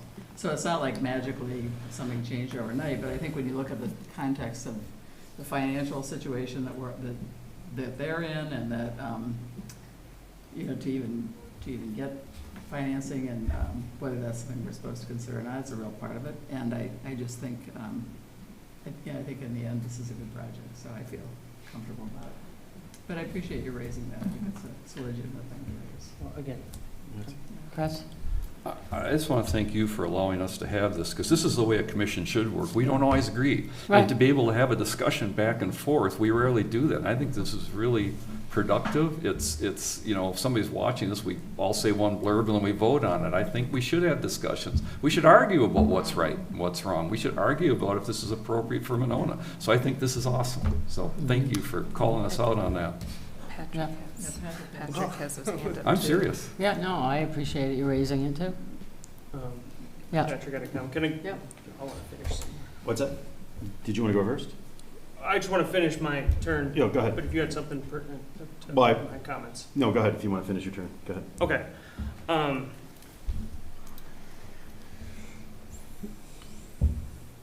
Well, I've kind of lost my train of thought here. But one thing I want to come back to is that there's another thing that I don't do for my living is do the numbers and the economics around development and the pro forma. And I didn't mean to offend you about you trying to make more money, because frankly, I'm going to show what I don't know is the economics about how that all works, you know. And I want to reiterate some of the things that I said. I do think you want a good project that benefits Monona, and I've thought no less than that since you started coming here. So I didn't mean to offend you in any way. So I will say that this project, when the lenders kept saying, you need more density, the CDA told us that. We couldn't get off the dime. The numbers didn't work. This creates more risk for us. It's more management intensive. This, and the idea that we'll leave all this money, we're leaving our money in this thing. Yeah, it'll be 7 to 10 years. So We're that's, going to create a $42 million taxable base. So we've evolved too. We couldn't live with what was approved. It'd still be potholes, vandalism, and crappy buildings. yeah, and by the time we got through the approval process, the first go-around, when we ended up at 175 units and the unit mix changed, our income metrics changed to meet the parking code, that deal was unfinanceable. And we figured that out shortly after, and the rates started to run up, and it was like, shelf it. 3%. So, and I agree, you know, you guys can have your conversations, and that's what you're here for. But as the applicant and the financial responsibility that we bear with our lenders, with our investors, if we're not making money, you're not in business. And this is a business. And it's a business that provides great value for people that can't afford homes. And that's how we ended up here. You know, I don't want to be back here. It's the last place I want to be asking for more density on a Monday night, Game 7. So, Is there a game? Game 7 tonight. So anyway, I thank you for your comments, and I appreciate where you're coming from. yeah, I'm going to leave it there for now. Okay. And I have something to add. Chris? Thanks, man. I know you're anxious to go, Patrick, but one comment is, Rob, don't feel bad about it. Financials mean nothing to us. I don't want to be cold, but we don't approve or disapprove based on whether it's not financially feasible. We never have. We're not supposed to. We're supposed to approve based on what our zoning is, what our ordinance is, and we're supposed to be blind to financials. CDA, that's the one that talks about financials. So don't feel bad that you don't know, because you're not supposed to use that in any consideration when you're here at Plan Commission. So. Yeah, agreed. Patrick? So for the last, since this project first came to the Plan Commission, when I was on the Plan Commission the first time, I spent a year working with the county on the housing strategy for the county. Knowing that we're expecting 150 to 250,000 people moving to Dane County by 2050, I mean, the housing crisis has only continued to deepen and become more of a crisis during this time period. And being that we're a landlocked city, I mean, we have some choices to make, and some of those choices to make to increase our tax base is to increase density and redevelop underutilized properties, and that's kind of what is happening here. And I'm glad we've got to this point, and we're happy with the results. So thank you for bringing this forward and sticking to it for, you know, the two and a half years that you've been coming to these meetings and working with us so well on these projects. And I just had a quick question for you, Jeff and Bert. The residential properties that you purchase, typically you continue to manage them, right? You don't sell them to REITs, that sort of thing. You buy them and hold them, right? We get offers, honestly, every month from someone wanting to buy our Greenway project. Gotcha. And that's the kind of, that's the kind of, you know, owner management that contributes to well-managed buildings. So I just kind of wanted to get that out there too. So thank you. Thanks. Brendan? I think it's all been said. I think that I want to acknowledge the amount of work that you guys continue to put in with the responsiveness of the design. I think that was something that was echoed throughout, and that was something that really stood out to me this evening. I think you've really put in the work. I think that you've put a really great effort into developing the best possible project. Doug, I do believe that in my sleepy stupor, I didn't let you read through all of your notes, for which I sincerely apologize. If there's anything that you would want to highlight out of your report, I'm sure we'd all be happy to listen, and I apologize to the whole commission. I just still lacking sleep after 12 straight days of working. Not a problem. I appreciate it. I think a lot of it will certainly overlap. Points have already been made. I think at the GDP level, it's parking, it's green space, open green space, and sort of the plaza determination, general unit count density, and massing. I think the applicant kind of mentioned it earlier, and I summarized that in the report as well, that one of the points of discussion here is really the parking, sort of specifically at grade parking versus the green space. I think there, certainly with phase one being overparked per code, it does offer some flexibility. I think there are some concerns as we get into the PIP about some of the specifics of the landscaping. But I think generally the GDP does offer that wiggle room in some ways to allow for that, but they would really be the points that I would be calling out, and of course the revisions that have been made. So nothing further to add. Okay. Thanks. Rob, I would only, I mean, I don't know that I generally speak a whole lot, except for to lead the meeting on particular proposals, and I would say, would concur with a lot of what others have said in terms of the evolution of the project. I don't think there's magic between 4 stories and 5 stories. I mean, I don't think there's, you know, one's perfect and the other one's not.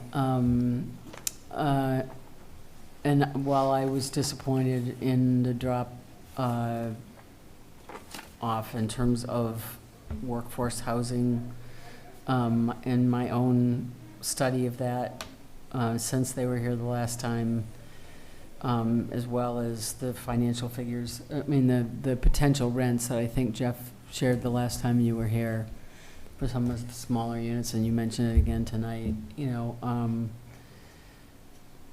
I think that this is it perfect? No, but I don't like the, you know, as the old saying goes, I don't like the perfect to be the enemy of the good.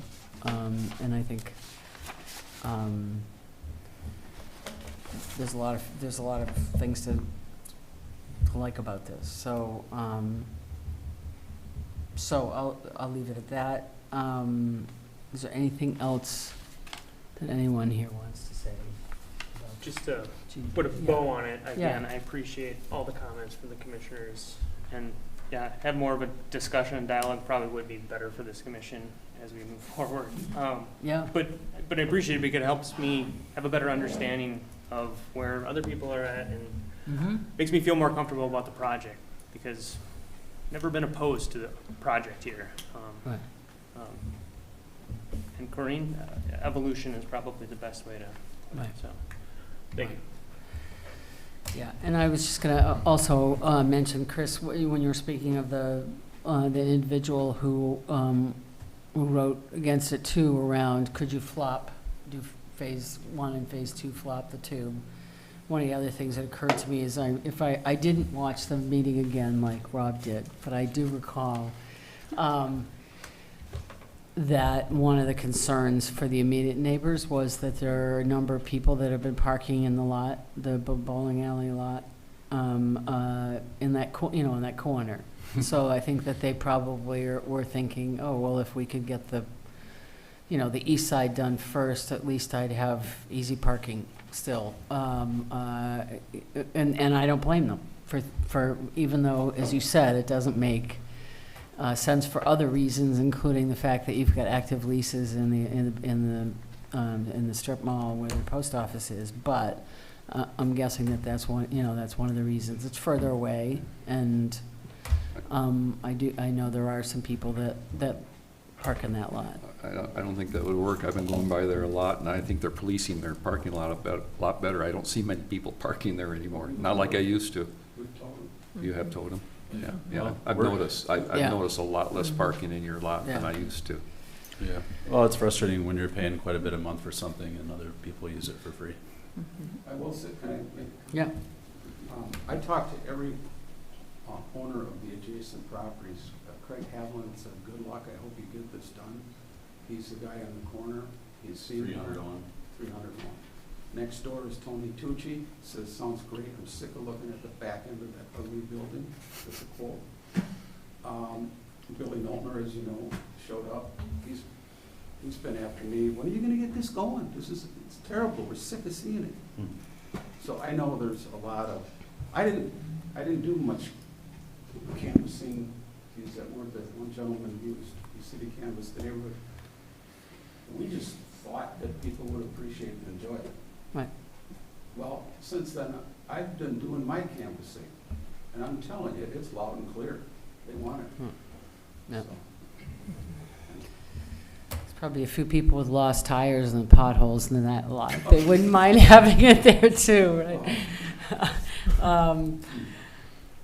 I'm recalling Kathy Thomas saying once that driving into the bowling alley lot was the way everybody went to get to the post office. And me having to admit in a city council meeting that when I moved here, I obviously didn't get that memo because I'd go the other way.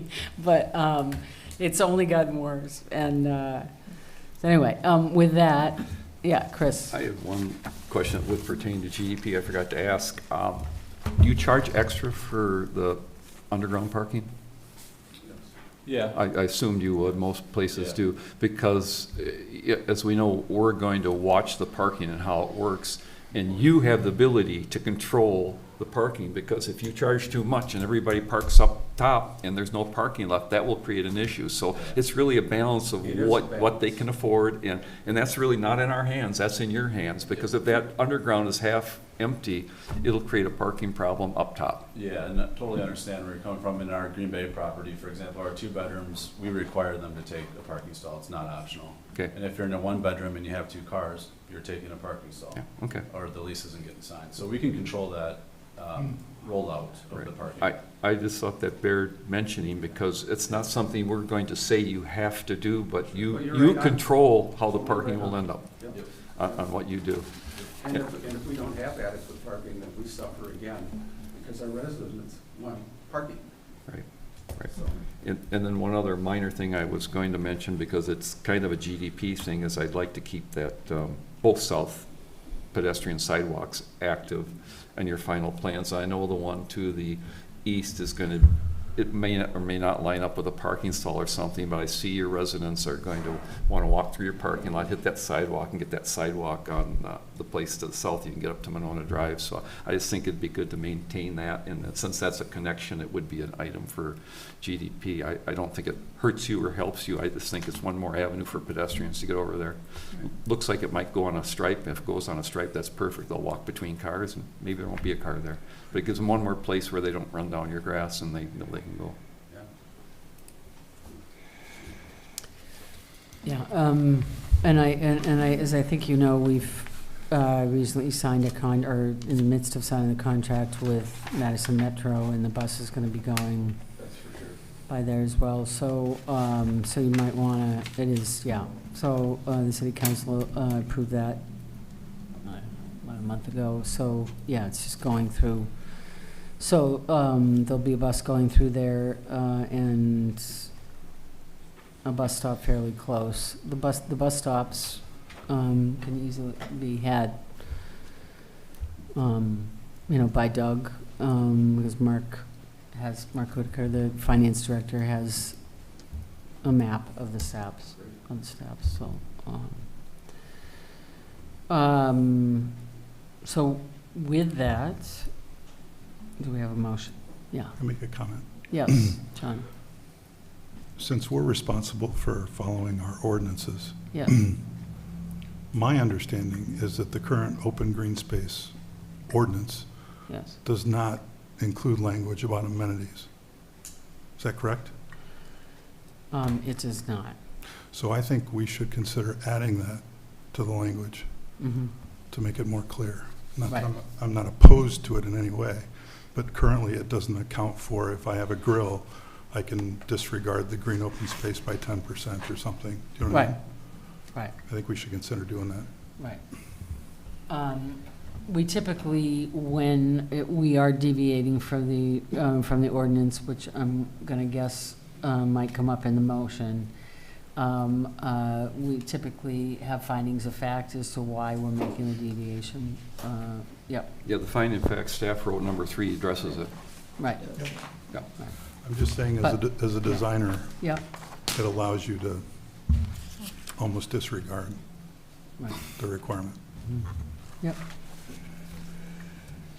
We will add that to the list. With that, again, I entertain a motion. Move approval, findings of fact 1 through 3 is written by staff, conditions 1 through 3 is written by staff, and add condition 4 that both pedestrian accesses to the south be maintained. Second. I'll second. I have a second from Brenda. Any other discussion? All those in favor say aye. Aye. Aye. Aye. Opposed? Motion carries. Thank you. Congratulations. Now we're We've going to just go begun. to. Do we need to take a pit stop? We've been here a bit. We'll go to number 6C, public hearing for the Slindy Realty Company on the request for approval of precise implementation plan, PIP, for Phase 1 of the site located approximately 112-208 Owen Road for multifamily development, case number 2-008-2024. Gentlemen, back at you. What would you like to share about the PIP, Phase 1? If there's any additional comments to be made at this point. Okay. Okay, that being the case, we'll close the public hearing and move to item D, consideration of action for Slendy Realty Group on the request for approval of a precise implementation plan, PIP, for Phase 1 of the site located approximately 112-208 Owen Road for multifamily development, case number 2-008-2024. Doug? Thank you. So the request here is for the PIP consideration of the Owen Road GDP that was just recommended to City Council. The proposed use is a 132-unit residential building containing studio 1, 2, and 3-bedroom units with ground floor activation tenant amenities, and this would be the redevelopment of the former Village Lane site that would take place first, with the second phase being the existing post office strip mall. The PIP approval requires a few procedural steps and approvals, and the GDP was formally considered and recommended at this meeting tonight, and that will be scheduled. I'll work with the city administrator and, as far as city council, but any PIP would also be predicated on the GDP being approved by the city council. A pre-hearing for the PIP did take place. For this Phase 1 PIP took place at the same meeting back in April of this year, and this evening is the formal consideration. So the PIP offers the detailed zoning and site approvals for each of the individual phases. The framework has effectively been laid out by the GDP, the General Development Plan, and this allows us to go into more detail. Of course, there are no revisions that are proposed to the GDP at this time, and it is consistent. The PIP proposal is consistent with that. So as far as land use, the site was rezoned from retail business to community design district, and the future land use map has this designated as commercial use, which the Capital Area Regional Planning Commission designates as land used for retail, service, commercial, and office uses. There's quite a bit of discussion about that and the removal of the commercial tenants based on the USPS choosing not to sign the lease for the new building and instead to relocate. But the applicant has included a lot of programming at the ground floor to offer that retail aesthetic and work some of the tenant amenities into that space, as well as incorporating that into the design. Additionally, the land use and the unit mix specifically, that over 70% of the units for this building for phase one would be studio or one bedroom. So sort of a smaller unit mix, sort of tending to those smaller units, which will offer more achievable rents on an absolute level. As far as amenities for the building, it will include a fitness center, community room, and leasing office. Additionally, the plaza deck to the west with outdoor games, grilling area, fire feature will be included. And a pet run has now been included as well, a sod pet run along the western property boundary with a 4-foot fence. Finally, the northeast corner of the building will also have a common space with extensive outdoor patio, and again, that's the 5th floor top corner of the building available for the tenants to use. As far as the architecture, it's a combination of masonry and composite siding, and changes that have been made. The brow has been added to the 5th floor that sort of helps differentiate that element, as well as the black siding being included. And again, the applicant kind of ran through the before and after there from the April pre-hearing. Staff definitely thinks that helps break up the massing with the step back. It does sort of delineate that 5th floor, and there have been changes that have been made as well to sort of the interior connector street as well, sort of the architecture along there to further minimize and to break that up. As far as the lot coverage, the phase one has just over 26,000 square feet of open space, about 25% of the total acreage for the site, dedicated for green space, for open space, including the plaza deck. Dedicated green space, traditional green space, is just over 17,000, 17%. And again, the difference is to that heavily landscaped plaza deck that was discussed as part of the GDP. One point of discussion, as mentioned again at the GDP, is really the consideration between the trade-off between the green space as well as the needs for overflow parking and sort of the additional stalls that are included there. The setbacks have been included and well considered, and again have not changed from the GDP. The massing of the building is closer to the center of the site, to the connector street, which helps minimize impact to the adjacent residential units. Vehicular access, the connector street has added additional surface parking, and the turnaround is included as part of this phase one, which will connect to phase two as well. It does allow for that natural orientation neighborhood feel of those walk-up units. Traffic has been discussed, and the applicant did update their traffic impact analysis to include the 2024 data, and high-level findings show limited impact to the level of service to adjacent intersections, given current traffic conditions, effectively netting out the strip mall traffic, the volume that is expected there. Help to the site, obviously with the net, with those ultimately being taken away. There will be some peak times in the morning and evening commuting hours, but very minimal increase in net new trips is expected. As far as the parking, the applicant does propose 214 stalls at phase one, with 96 of those being at surface and 118 underground, which is 13 above the code requirements. 12 of those stalls in the underground parking will be EV ready. One element to discuss could be adding conduit to the surface parking, again kind of future-proofing there at grade to allow for potential EV parking. And staff definitely recommends the discussion here of the possibility of refining the parking as we get into landscaping and some of the green space discussion, if there's opportunity, if there's interest to consider that, kind of the trade-off there between the two. As far as the landscaping, the canopy trees, the number of those are driven by the number of parking stalls, and typically canopy trees are required to have between 2 and 2.5 inch caliper for those. The proposal, as put forward at the moment, have those at 1.5 caliper instead. That's an element to be discussed this evening in terms of if there's a functional reason for that, given the smaller tree islands, or if those can be upsized as well, just to sort of help with softening of those. The proposal does exceed the number of landscaping points. There's a significant number of landscaping points that would be needed, just over 3,200, and the applicant is just short, the proposal is just short of 3,500, so it does exceed that number. And of course, as is normal, that is accounting for the underground stalls as well. There's a lot of trees that are included, including evergreen trees that are sort of buffering the western side there. One element for discussion, a project that has since come through from 2022 is the Bloom project. There was discussion there and sort of inclusion of the plantings along Gordon, for example, in the right-of-way that just sort of helped with that. That is a consideration here. Given the canopy trees, the proposal is, I believe, four short on the canopies, as well as them being a couple being smaller at the caliper size. One option could be to work with the Department of Public Works to potentially place them along Owen Road in the terrace there. It is worth noting the applicant is adding a sidewalk there in right-of-way to help with pedestrian connectivity. The pet run has been added. A 4-foot vinyl coated chain link fence is proposed. That is along the western property boundary, but looks to be an appropriate location for that. Maintenance is always a concern, and staff has put that as a possible condition.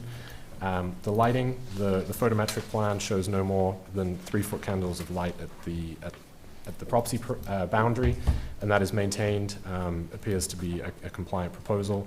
18 fixtures are proposed as part of phase 1, including the connector street. One point of clarification is that there is a difference between the table as well as the plan that is included in there, so that's suggested to be addressed administratively. Engineering review, these plans did go through Via Becca with Darren Pope. He is on the line, and I will actually turn to him just to give an overview of that, especially given that was called out by a couple of the public comments as well. No signage was included as part of this, and it's recommended a CSP, comprehensive sign plan, come through. Staff does recommend the recommendation of approval to City Council. A lot of conditions included in here, and they're all included in the staff report. If I may, I would turn it over to Darren Pope now to give an overview. Thank you. Darren, are you with us? I am. Thank you for your patience tonight. Yeah, no problem. So, yeah, as was mentioned, we saw these plans back in 2022, and some things have changed a little bit on site, and, as well as with the building. And looked back at the comments that we had made back in 2022, and for the majority of them have been resolved in terms of the grading. There have been some changes on the site grading-wise. They have moved some ADA stalls from the south side of the building to the east and so forth. So we do have some new comments on that revision. And there are some areas that I think they can probably improve on with grading. But I don't see anything that they, would be too difficult to overcome. So I guess I'll leave it at that with grading rather than getting into the details of it. If any of the commissioners have any questions about any of the comments on the grading, I can certainly answer those. In terms of stormwater, that really hasn't changed too much. They're still using the underground detention and meeting the ordinance standards that way for sediment control. For rate control, they if you have a concern with the high water level on the site for the 100-year event, the ordinance requires them to safely pass that. And comparing where they're getting that elevation on site for the 100-year event compared to where they have the finished floor, they have 2 finished floor elevations, and one is lower than the other one. And it seems that the 100-year flood is above the finished floor grade, the lower finished floor grade. So I certainly want, in a follow-up, to these comments. To address that, just explain how they're anticipating to prevent any flooding that would be happening to the building. So I think that's probably my biggest concern. And I think everything else they can probably easily address. So there's been a lot of discussion, so I'll leave it at that. If you have any questions about the comments, I can field those at this point. Thank you. Thank you. Great, with that, I'm going to start on this side this time. Gotcha. I don't really have much to comment on Okay. regarding this at this point. Okay. Brendan? Yeah, I also agree. I don't have a whole lot of additional comment to add at this point. Okay. Rob? On the northwest side of the building, where you have the parking entrance, a couple of walls over there, pretty substantial fall. Is there intention to have a fence on the tops of those walls? I would expect we would do some sort of railing system. Correct. Yes, correct. Okay, that's probably wise in that location. Yeah, I would support the idea of adding some trees in the right of way as well, given the scale of the project.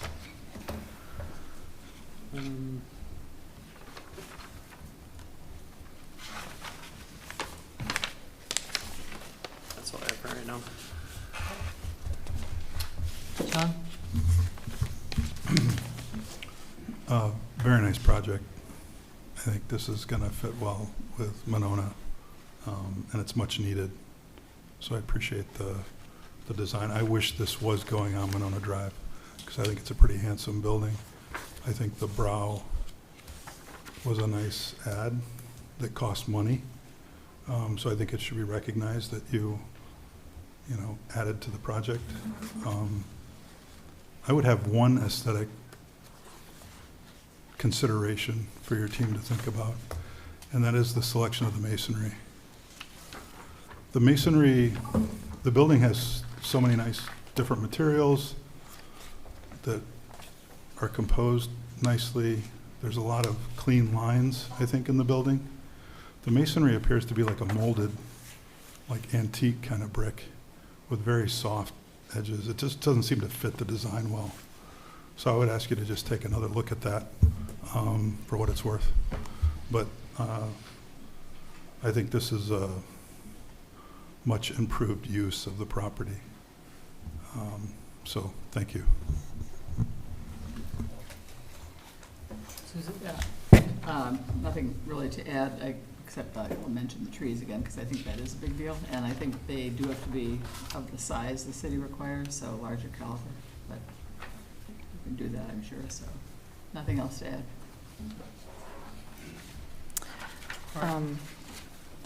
Trees.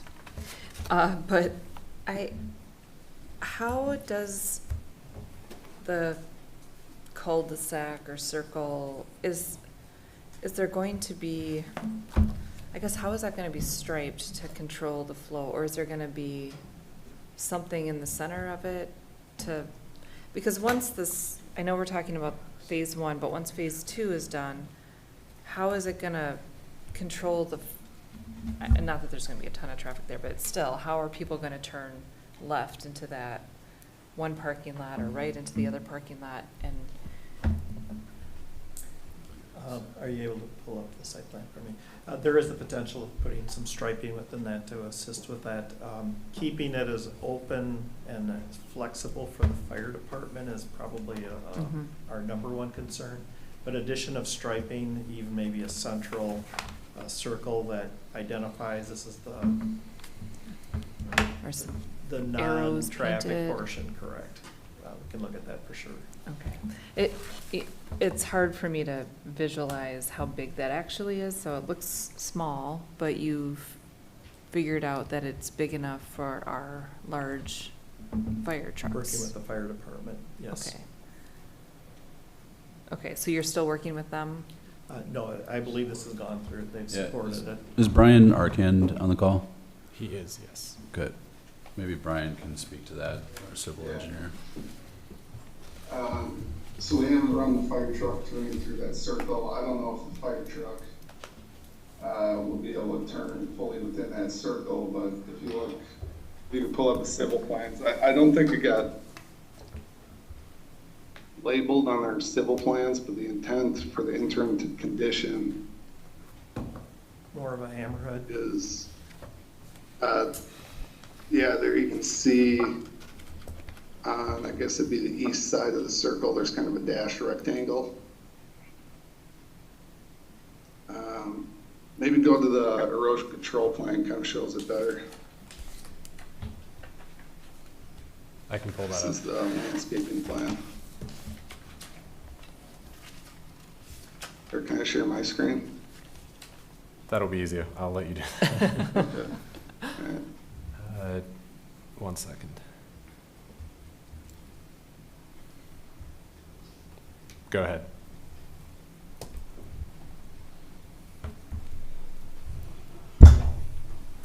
All right, can everyone see this? Yes. All right, so part of International Fire Code allows for T-turning here for large fire trucks, and our intent is to put either gravel or temporary asphalt here.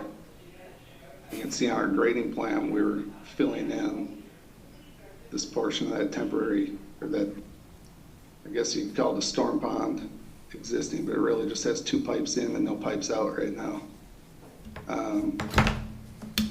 But this is how we're providing for phase 1 for fire truck turnaround. And then obviously for phase 2, that full parking lot would be there.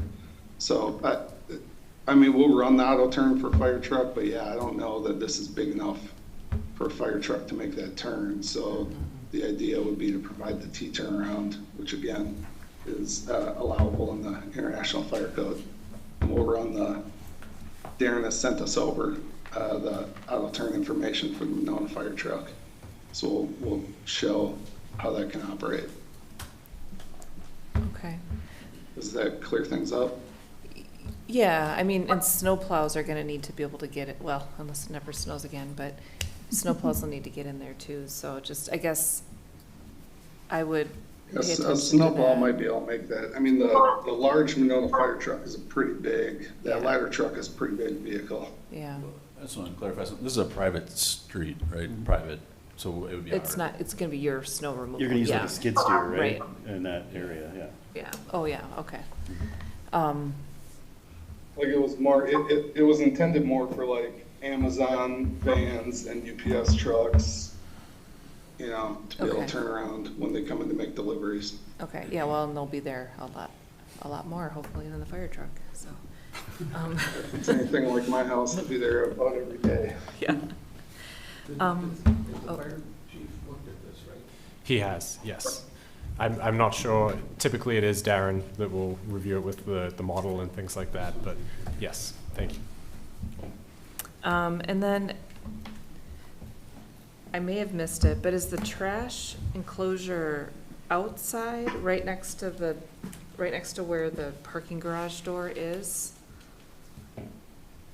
Yes, I'm not sure how that's gonna be constructed. We'll have to, can you weigh in on that, or Tom, or? The intention is that would be at grade, so the fire truck would, it would back down to the same entry point that the automobiles would go in. But it'd be a pad with a retaining wall on 2 sides. For the dumpsters? Okay. Does that work? I'm trying to, well, we need to have the enclosure match similar materials to the So it building, would actually be so- below grade. Oh, it'll be, okay, got it, You won't see it. got it, okay. All right, I think those are my main questions, and I'm sure Chris has more, so. Chris? You asked me if that would work. It works well for us. It doesn't work so well for the refuse provider, but they have to go down in that same area, but a lot of our condos on Monona Drive are like that too. It's tough for the person that's picking it up. You can tell you've been here a lot. There haven't been a heck of a lot of questions. So, Wait. no. I guess the first, while we have Darren on the phone, can you just confirm for us, Darren, that when you're talking about flooding issues, you're talking about flooding the underground parking, that there might be water that overtops the trench drain, or in a flooding condition gets into underground parking and not the first floor residential? Well, I was, so if you see in the corner over towards, if you move the cursor down, there's 2 levels there of the first floor. And I noted that in the HydroCAD report that shows the 100-year flood elevation to be above that, it was like 903 something. In the first floor elevation was 902, and then looking at the grades in that corner area, I was just concerned of what is going to happen in that corner. All right, thanks. That would be a major concern, and we also, Dane County requires safely pass 200-year flood, right? Correct, and that was something too that I guess I didn't see in the stormwater report, the HydroCAD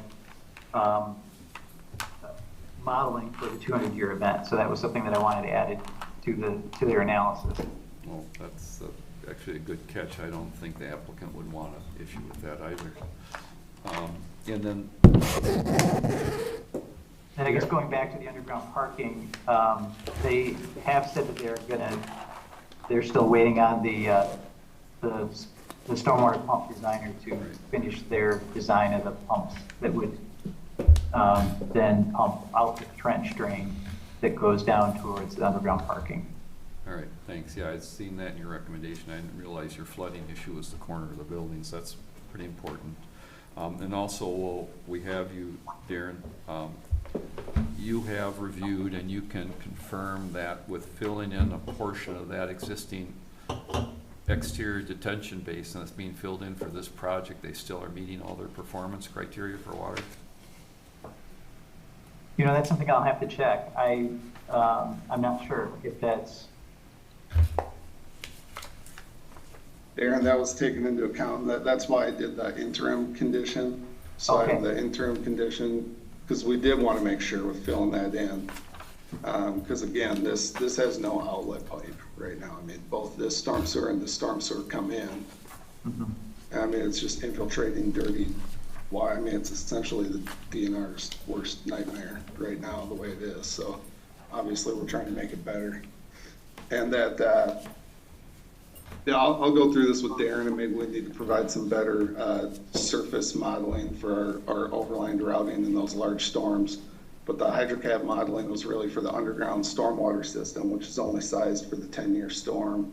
And then we're overland routing. And that 903 was the elevation in that interim condition.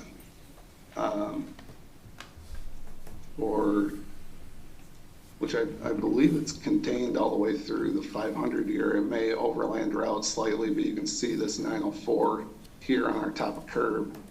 And this is all lower here, and the interim building, or the old building sits up too. So essentially, if this does overtop this interim condition, it's an overland route down here and out to Owen Road. And again, we'll work with Darren on that, and maybe we need to provide some better surface flow modeling to show, you know, that we're keeping the water away from the building, both buildings. Okay, and then also while you're looking at that, just to confirm that with the reduction in size in that existing detention facility, that we are still slowing our water down coming off this site. We're not adding to the flow, but we're cutting back on it with all the improvements you've made with the underground detention too, correct? Correct. Yep, we're meeting all the rate control requirements in both the interim condition, which would be just when phase 1 is built out, and the full build out. Perfect. Thank you. Since it's been brought up, it bears talking about.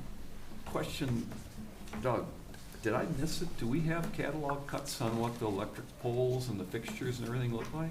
I missed it. They were not included in this, but they were consistent with the previous PIP submittal. And so, But they're not in the submittal. They're not at this point, no. That'll be another condition. And what I would suggest, I mean, I think if I remember right, you had black poles and fixtures and everything shielded, and we'll probably add that as a condition because we haven't seen it. And I should say as well, the specs are listed, the model numbers. I and saw it- that, Yes, but but not the full sheets. I don't have the vision to know Correct. what it is. I assume it's the same thing, but I don't know. Okay. You know, the double driveway's been an issue this whole time for me. And the double driveway, I mean, you're putting a new driveway right next to an existing driveway, and it's just going to be a functional nightmare. Now, I do understand, excuse me, that it's, excuse me, that it's handy to have that extra driveway during construction, because that way you've got full function in that strip center, and you have separate construction entrance, separate thing fenced off. I think that's the safest thing for the community. But I think once the post office is gone, you have no reason to have that second driveway. So at that point, I think you should have that mall traffic turned up into your main driveway, and they have to stop, they come in, and you get rid of that, because right now you got two driveways. I talked about it last time you were here. You got cars turning into each other. Really handy while you have construction going on. Probably necessary while the post office is there, because we looked at that, and it's just really hard to have that drop-off box and try to change all this, so I understand that. But I envision a condition that would talk about once the post office is gone and your phase one construction is gone, that driveway's gone. And you understand, we just turn it up another one. Yeah. Now they stop, they merge, and everybody's coming out the same driveway, and, okay?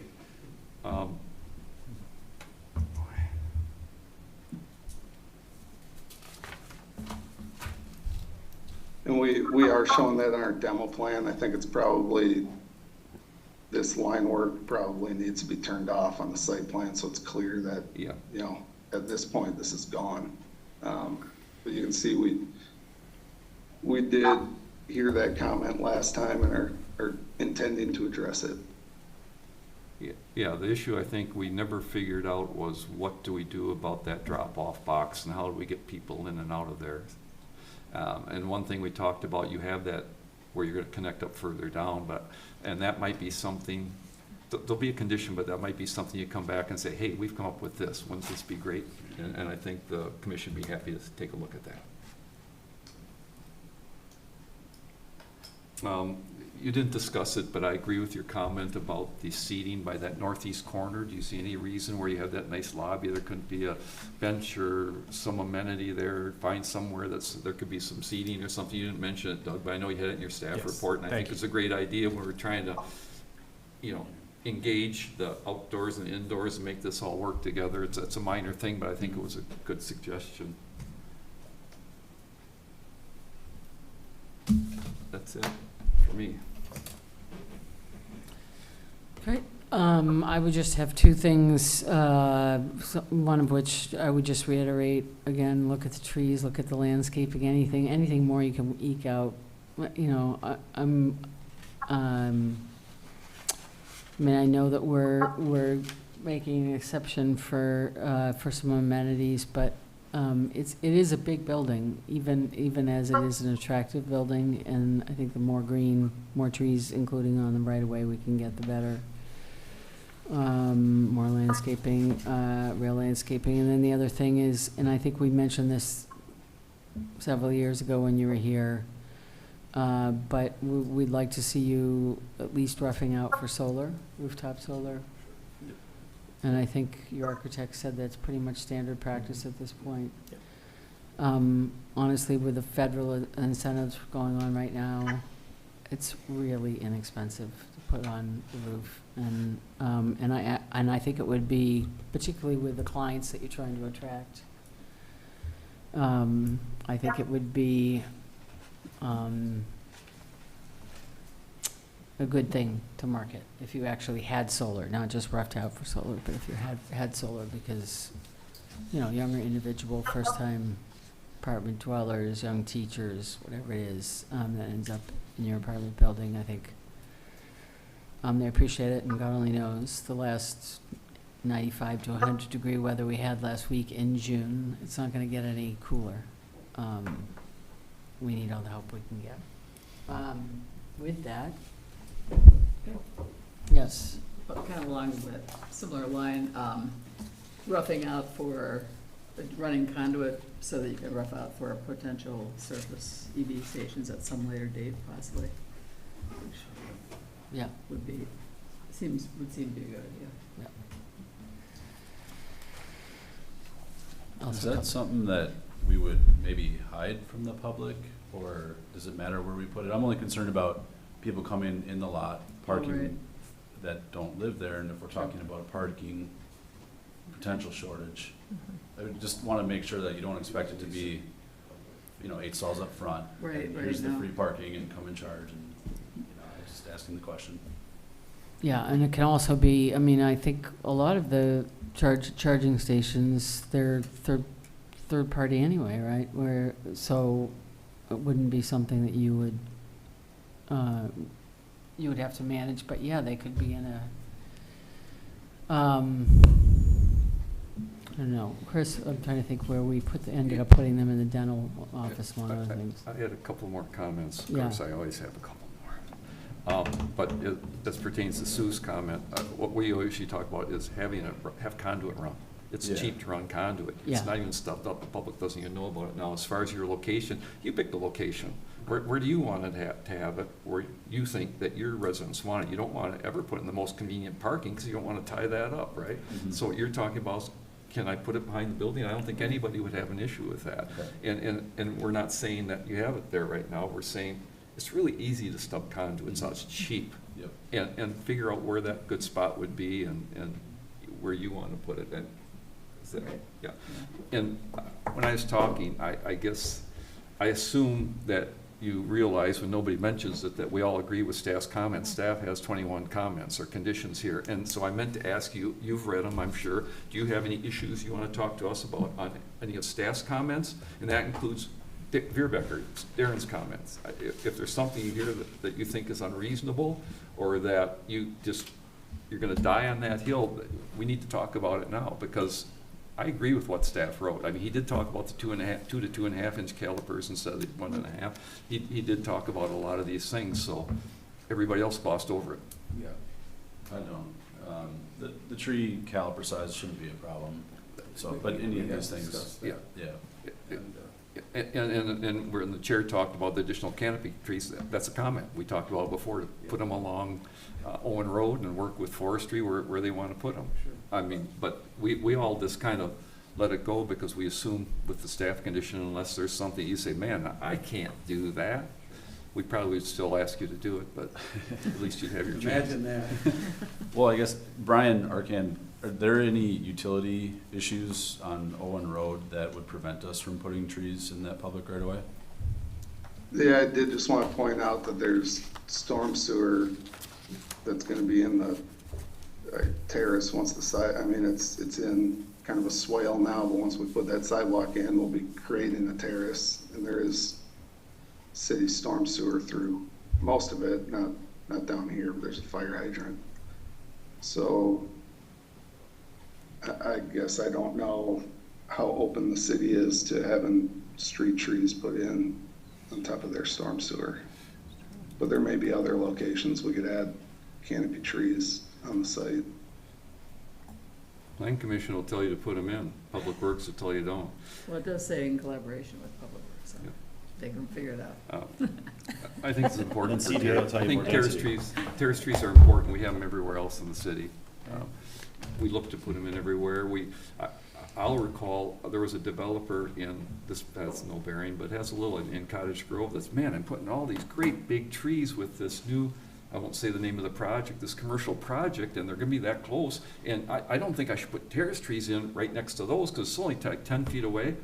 And I'll tell you, when you drive down that road, you see all these nice terrace trees, and all of a sudden, nothing. It goes over to this place where they're over there. It makes a difference having the terrace trees lined up down the street. It changes the feel. It changes the heating of the street. It changes the shade. It changes everything about it. And that's part of sustainability, is to get those tree canopies over the pavement. So that'd be my 10 cents. Okay.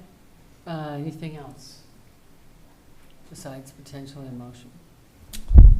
Okay, I'll move recommendation, Doug, if you would, where it says Code of Ordinances recommended, just add to council. You had that in the GEP, but we're making a recommendation to council that they adopt this and add a finding of fact identical to what number 3 was in the GEP, which talks about the extensive outdoor amenities being considered in lieu of the full 30% open space. And then condition 1 through 12 is written by staff. Condition 13, change that to an updated electrical plan shall be provided with approval by city staff. And then add condition 22 that the, we have black poles and black fully shielded fixtures on the electric plan. 23, that we have some outdoor seating at the northeast corner of this building, final approval by staff. 24, once the post office leaves, the curb cut to Owen Road shall be closed and the access for the strip center reoriented to the main drive for the apartments unless construction of phase 2 is imminent. And then condition 25, that they maintain both the pedestrian walks to the south.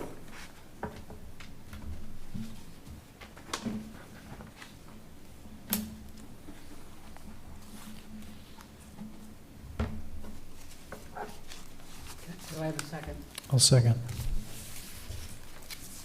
If I may. Yes. Just a clarifying point on condition 24, proposed the USPS leaving. I thought I'd get a question on that. Just a question, clarification that that would be assuming this is constructed, the proposed phase 1 would be constructed and that road would be accessible. Oh, absolutely. Okay. Just to clarify, yeah. Absolutely. If they don't go ahead with the project, then none of this matters. And it was a rather lengthy way I worded it, but the reason I added that last part in is if all of a sudden they're getting ready and they're going to be building phase 2 imminently, and that's a very flexible word, they're going to want that for a construction entrance. So why close it up and then open it up for construction and close it up again? So it's trying to make sure that this traffic flow gets fixed as soon as we can, but not do it unnecessarily. Thank you. If that makes sense. I'm wondering if we need to make if I need to make a potential amendment or a motion to related to the bus stop or a bus stop there. I mean, I'm just thinking if, I mean, we know that there's gonna be a bus stop in that area, on both sides of the street. And if there is a pad that's needed there or something, I mean, that would be the city's responsibility, but I don't know if we, it's more of a question rather than an amendment, whether we need to put that in as a, yeah. Actually, at least in the city of Madison, when they do bus stops, that is the developer's responsibility generally to put that pad in, but Okay. unless we know there's a bus stop there wouldn't be much of a point of requiring a pad if they're not going to stop. There is definitely a stop in there. In front of this project? I can't say that it's exactly in front of the Okay. project or if it's in front of what would Okay. be phase 2, because I don't have the map in front of me, but I can guarantee you that Okay. there's a stop that's, Okay, I have another question before I So I make some know. amendments. John, I forgot to talk about your comment on the brick. Is that something you would like as a motion that they do that and come back, or are you comfortable with them taking your advice? No, I think it was a request for them to reconsider something. Okay. I wasn't telling them they had to. Okay, and then I would like to make a motion that we add, because I forgot this, condition 26, that they rough out for electric charging at grade level somewhere, approved by staff. And then 27, that if the future bus route ends up having to stop in front of your property, that you install an appropriate concrete pad for the bus stop. How can we agree to that? I have no idea what that means. Well, it's minor in the scheme of things, but if it's in front of your place, it's a piece of concrete between the sidewalk and the curb that allows the people to get on the bus. It's minor. And if we don't know about it by the time you're building and going on, then, or certainly by the time you have I occupancy. think it just needs to be an 8x6 pad too. I'm not 100% sure, but I think it is. I think it's like an 8x6 There's not that much width in that 8 by terrace. 6 concrete. Yeah. So you're going from a concrete sidewalk, concrete all the way to the curb. Mm-hmm. Okay, As so- opposed to somebody like in a wheelchair or something getting Okay. stuck on gravel. I'm seeing all the BRT around, so I just want to make sure I'm understanding. Oh, No, it's just a pad. All right. Yes. Okay. No, No. what we're Okay. talking about, Jeff, is a really small piece of concrete, and they're pouring concrete. Okay. You'll waste more concrete than it takes to pour this. Okay. Maybe we could have Hamburg donate concrete. As long as I'm pouring the rest of your concrete, done.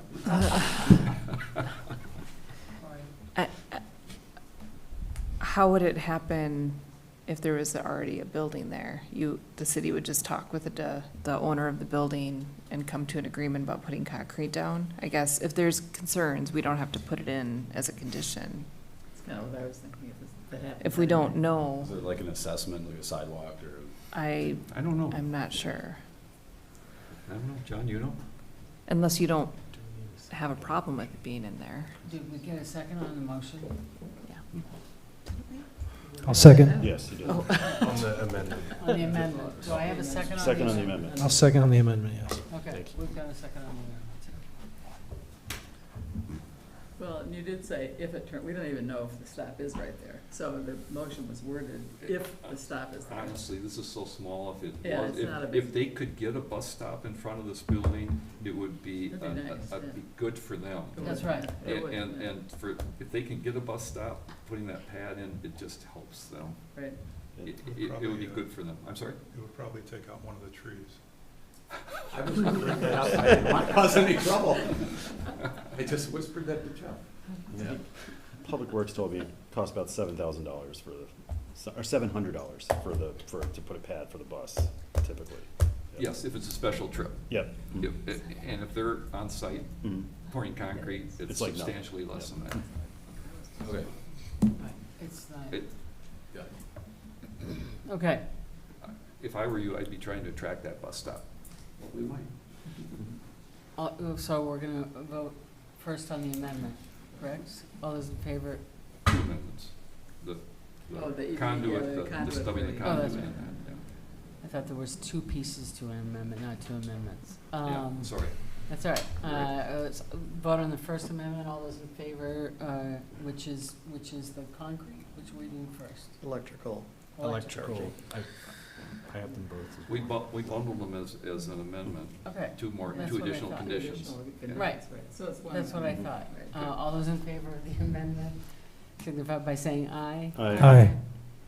Opposed? Okay, the amendment passes. Now back to the original motion on the floor to approve the PIP as amended.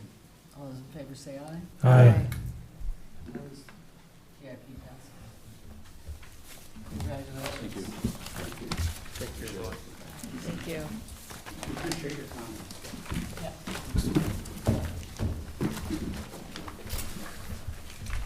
Okay, and that will be the reports of staff and commission members, staff report, economic development update. Economic planning commission. Thank you. You're right, this is happening. Hey, bud. I have the. Thank you. Just a couple quick updates here for members. We're expecting July 8th meeting. Those items, the accessory dwelling unit pre-hearing will be scheduled for that meeting on July 8th, as well as the school district. They're proposing a new press box over at the football stadium, so another item there. So one pre-hearing and then one consideration. I think we've got one or two signage applications coming through as well, but a little lighter. If I may just run through them, I don't have any updates on DEI efforts, but I do have sustainability. This Saturday from 8 till noon will be the 4th annual e-cycling event at the school district offices in the parking lot there, just off of Nichols. So all are welcome to make use of that. A great event that you certainly should check out. That's it from me. Great.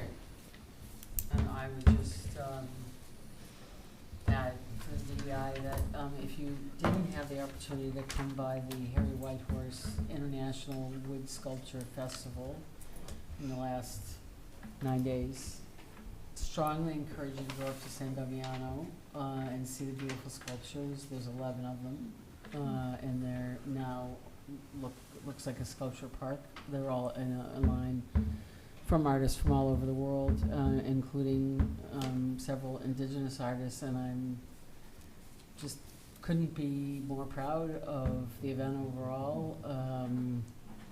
Vision originally of Jean Delcourt and honoring of Harry Whitehorse and his creativity throughout the week with the international artists and with a huge representation and leadership from the Ho-Chunk, members of the Ho-Chunk and the Whitehorse family. I mean, the opening was amazing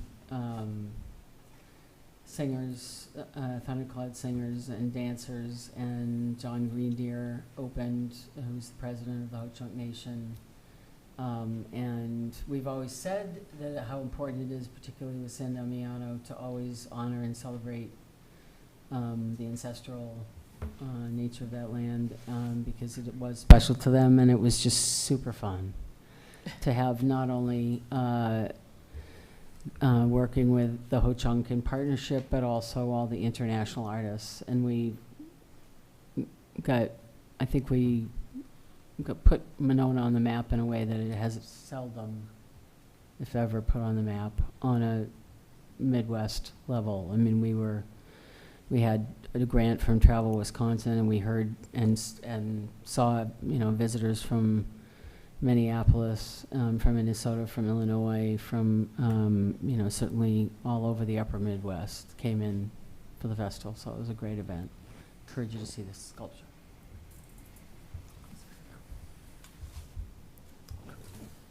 Yeah, Corey. It's just the questions for staff, or is that where we are? Yeah. Okay, not to belabor the meeting, but Affiliated Dentists is moving because their building is getting torn down, question. And then I also had heard there's another building over there that is going to disappear as well. So I guess I'm just wondering if there's anything that can be shared about what's happening in that part of the city and that we can be prepared to have come to us. Certainly. So that area is the River Place commercial buildings. I haven't heard anything very recently on that. I've certainly had sort of early conversations about a possible redevelopment there. I'd say at this point it's clear that tenants have been notified that it's beginning. The notice period is beginning, or at least word is out now. To some extent with Affiliated, and I think with a couple other tenants that have heard similar. I'm not sure at this point what is looking to go there. In terms of, I think there would be a residential component, but I couldn't say, sort of the mix or what is specifically proposed. What I would say from the other side of the table is that the CDA is looking at that as there's future TIF districts that are coming forward that are being created at the moment. Public hearing for that is scheduled for next Tuesday, July 2nd. And so one of those proposed districts is River Place. It does include some of these buildings and that area that's mentioned. And that one in particular is designated as a mixed-use district. There's a couple different TIF districts that you can use, that you can plan for. That one specifically is mixed use, and so that's sort of the extent. I would say as these districts were coming forward, there were future development opportunities that were considered, some informal conversations with owners, with developers as well, but nothing formal has come forward. But I think it's clear, with some of the tenanting that's taken place, that there's opportunity there with the TIF, but also with sort of the actions that are taking place from ownership as well. But nothing concrete at this point. Okay. It makes me think of revisit a conversation we had a couple of years ago about the Broadway plan as well. Is that going to be what we are going to have to look at to determine whether it's meeting design standards? Because if so, we had some challenges with that in the past. I think that it does warrant that discussion as to, at minimum, there could be the discussion of formally retiring that and sort of That might be formally better. shelving. I think other elements would be, the city is looking into the housing elements of sort of the housing plan. I'm almost sort of terming it the housing chapter of the comprehensive plan, kind of similar elements there. And so I think there'll be overlap. There'll potentially be some discussion there. And again, as it relates to projects, the one we saw last time as well, on West Broadway, sort of re-envisioning, some of those.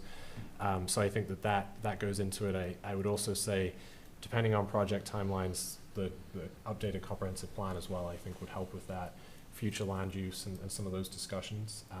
Sort of most of that is commercial designation at this point, as we see in many of the corridors, both Monona Drive and Broadway. So I think those elements would also be more updated, more focused.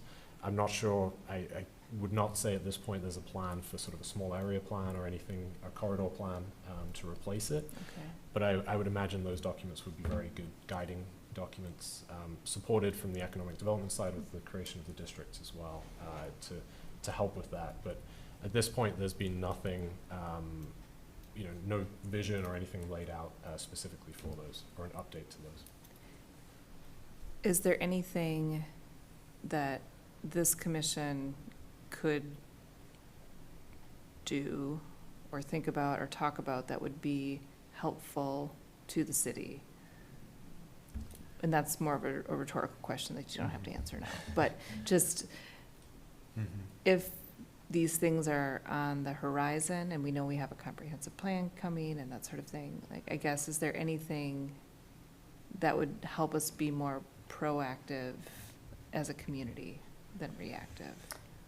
This commission is actually very much in the driver's seat as it relates to the strategic housing plan and as it relates to the comprehensive plan. Okay.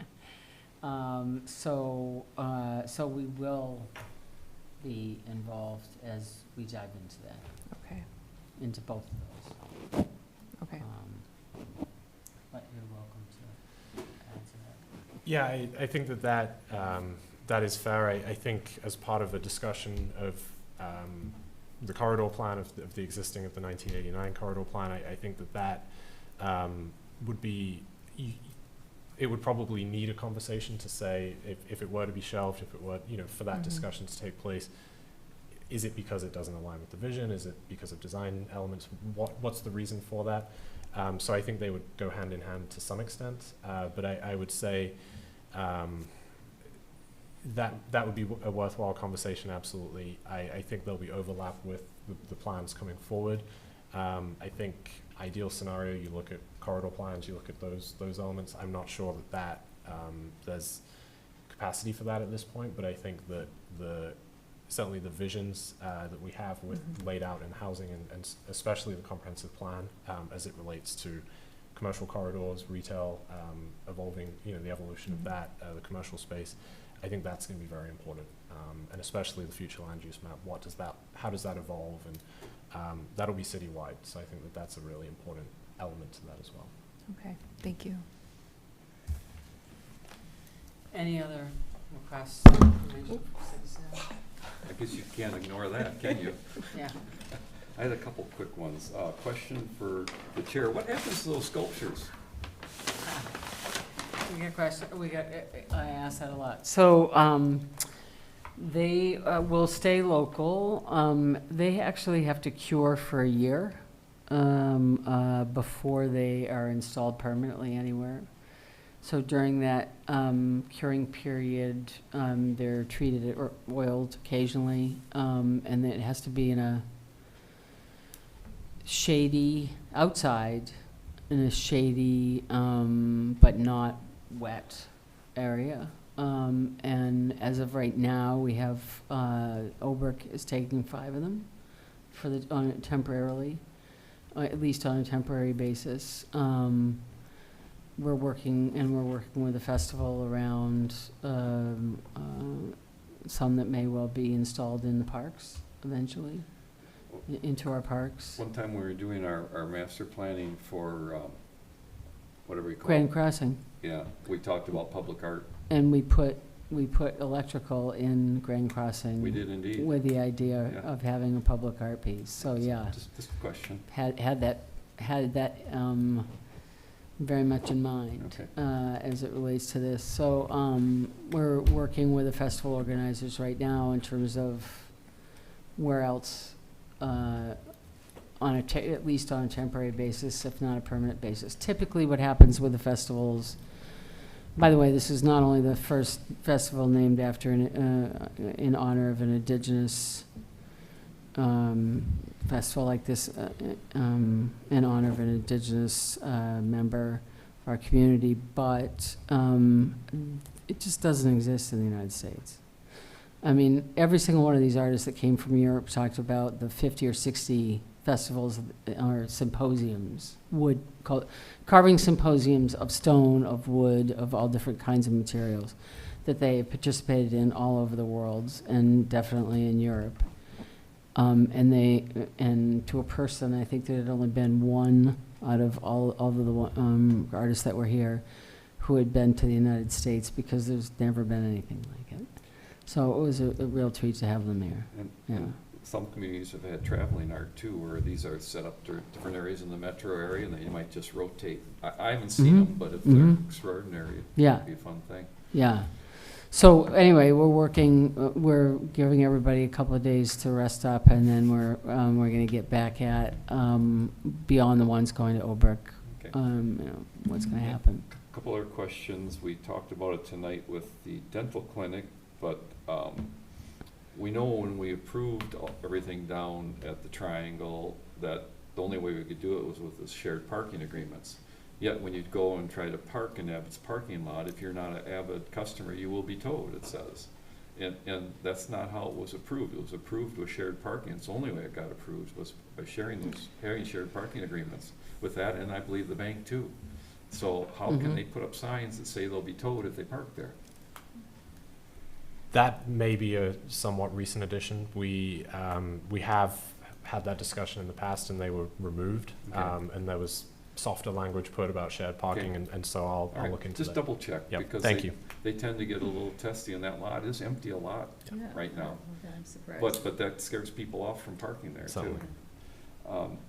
And then there's a sign, I was letting it go, but it's still there. It's the for sale sign where the medicine shop used to be, but it's sitting right there in your vision triangle. If you're coming out Winnequa Road and you want to go northbound on Monona Drive, all that northbound traffic coming from the high school is really hard to see with that sign. It's a pretty large sign. I don't know if it's 4x8, but something along that scale. So take a look and see if you feel it's in the vision triangle. I feel it is.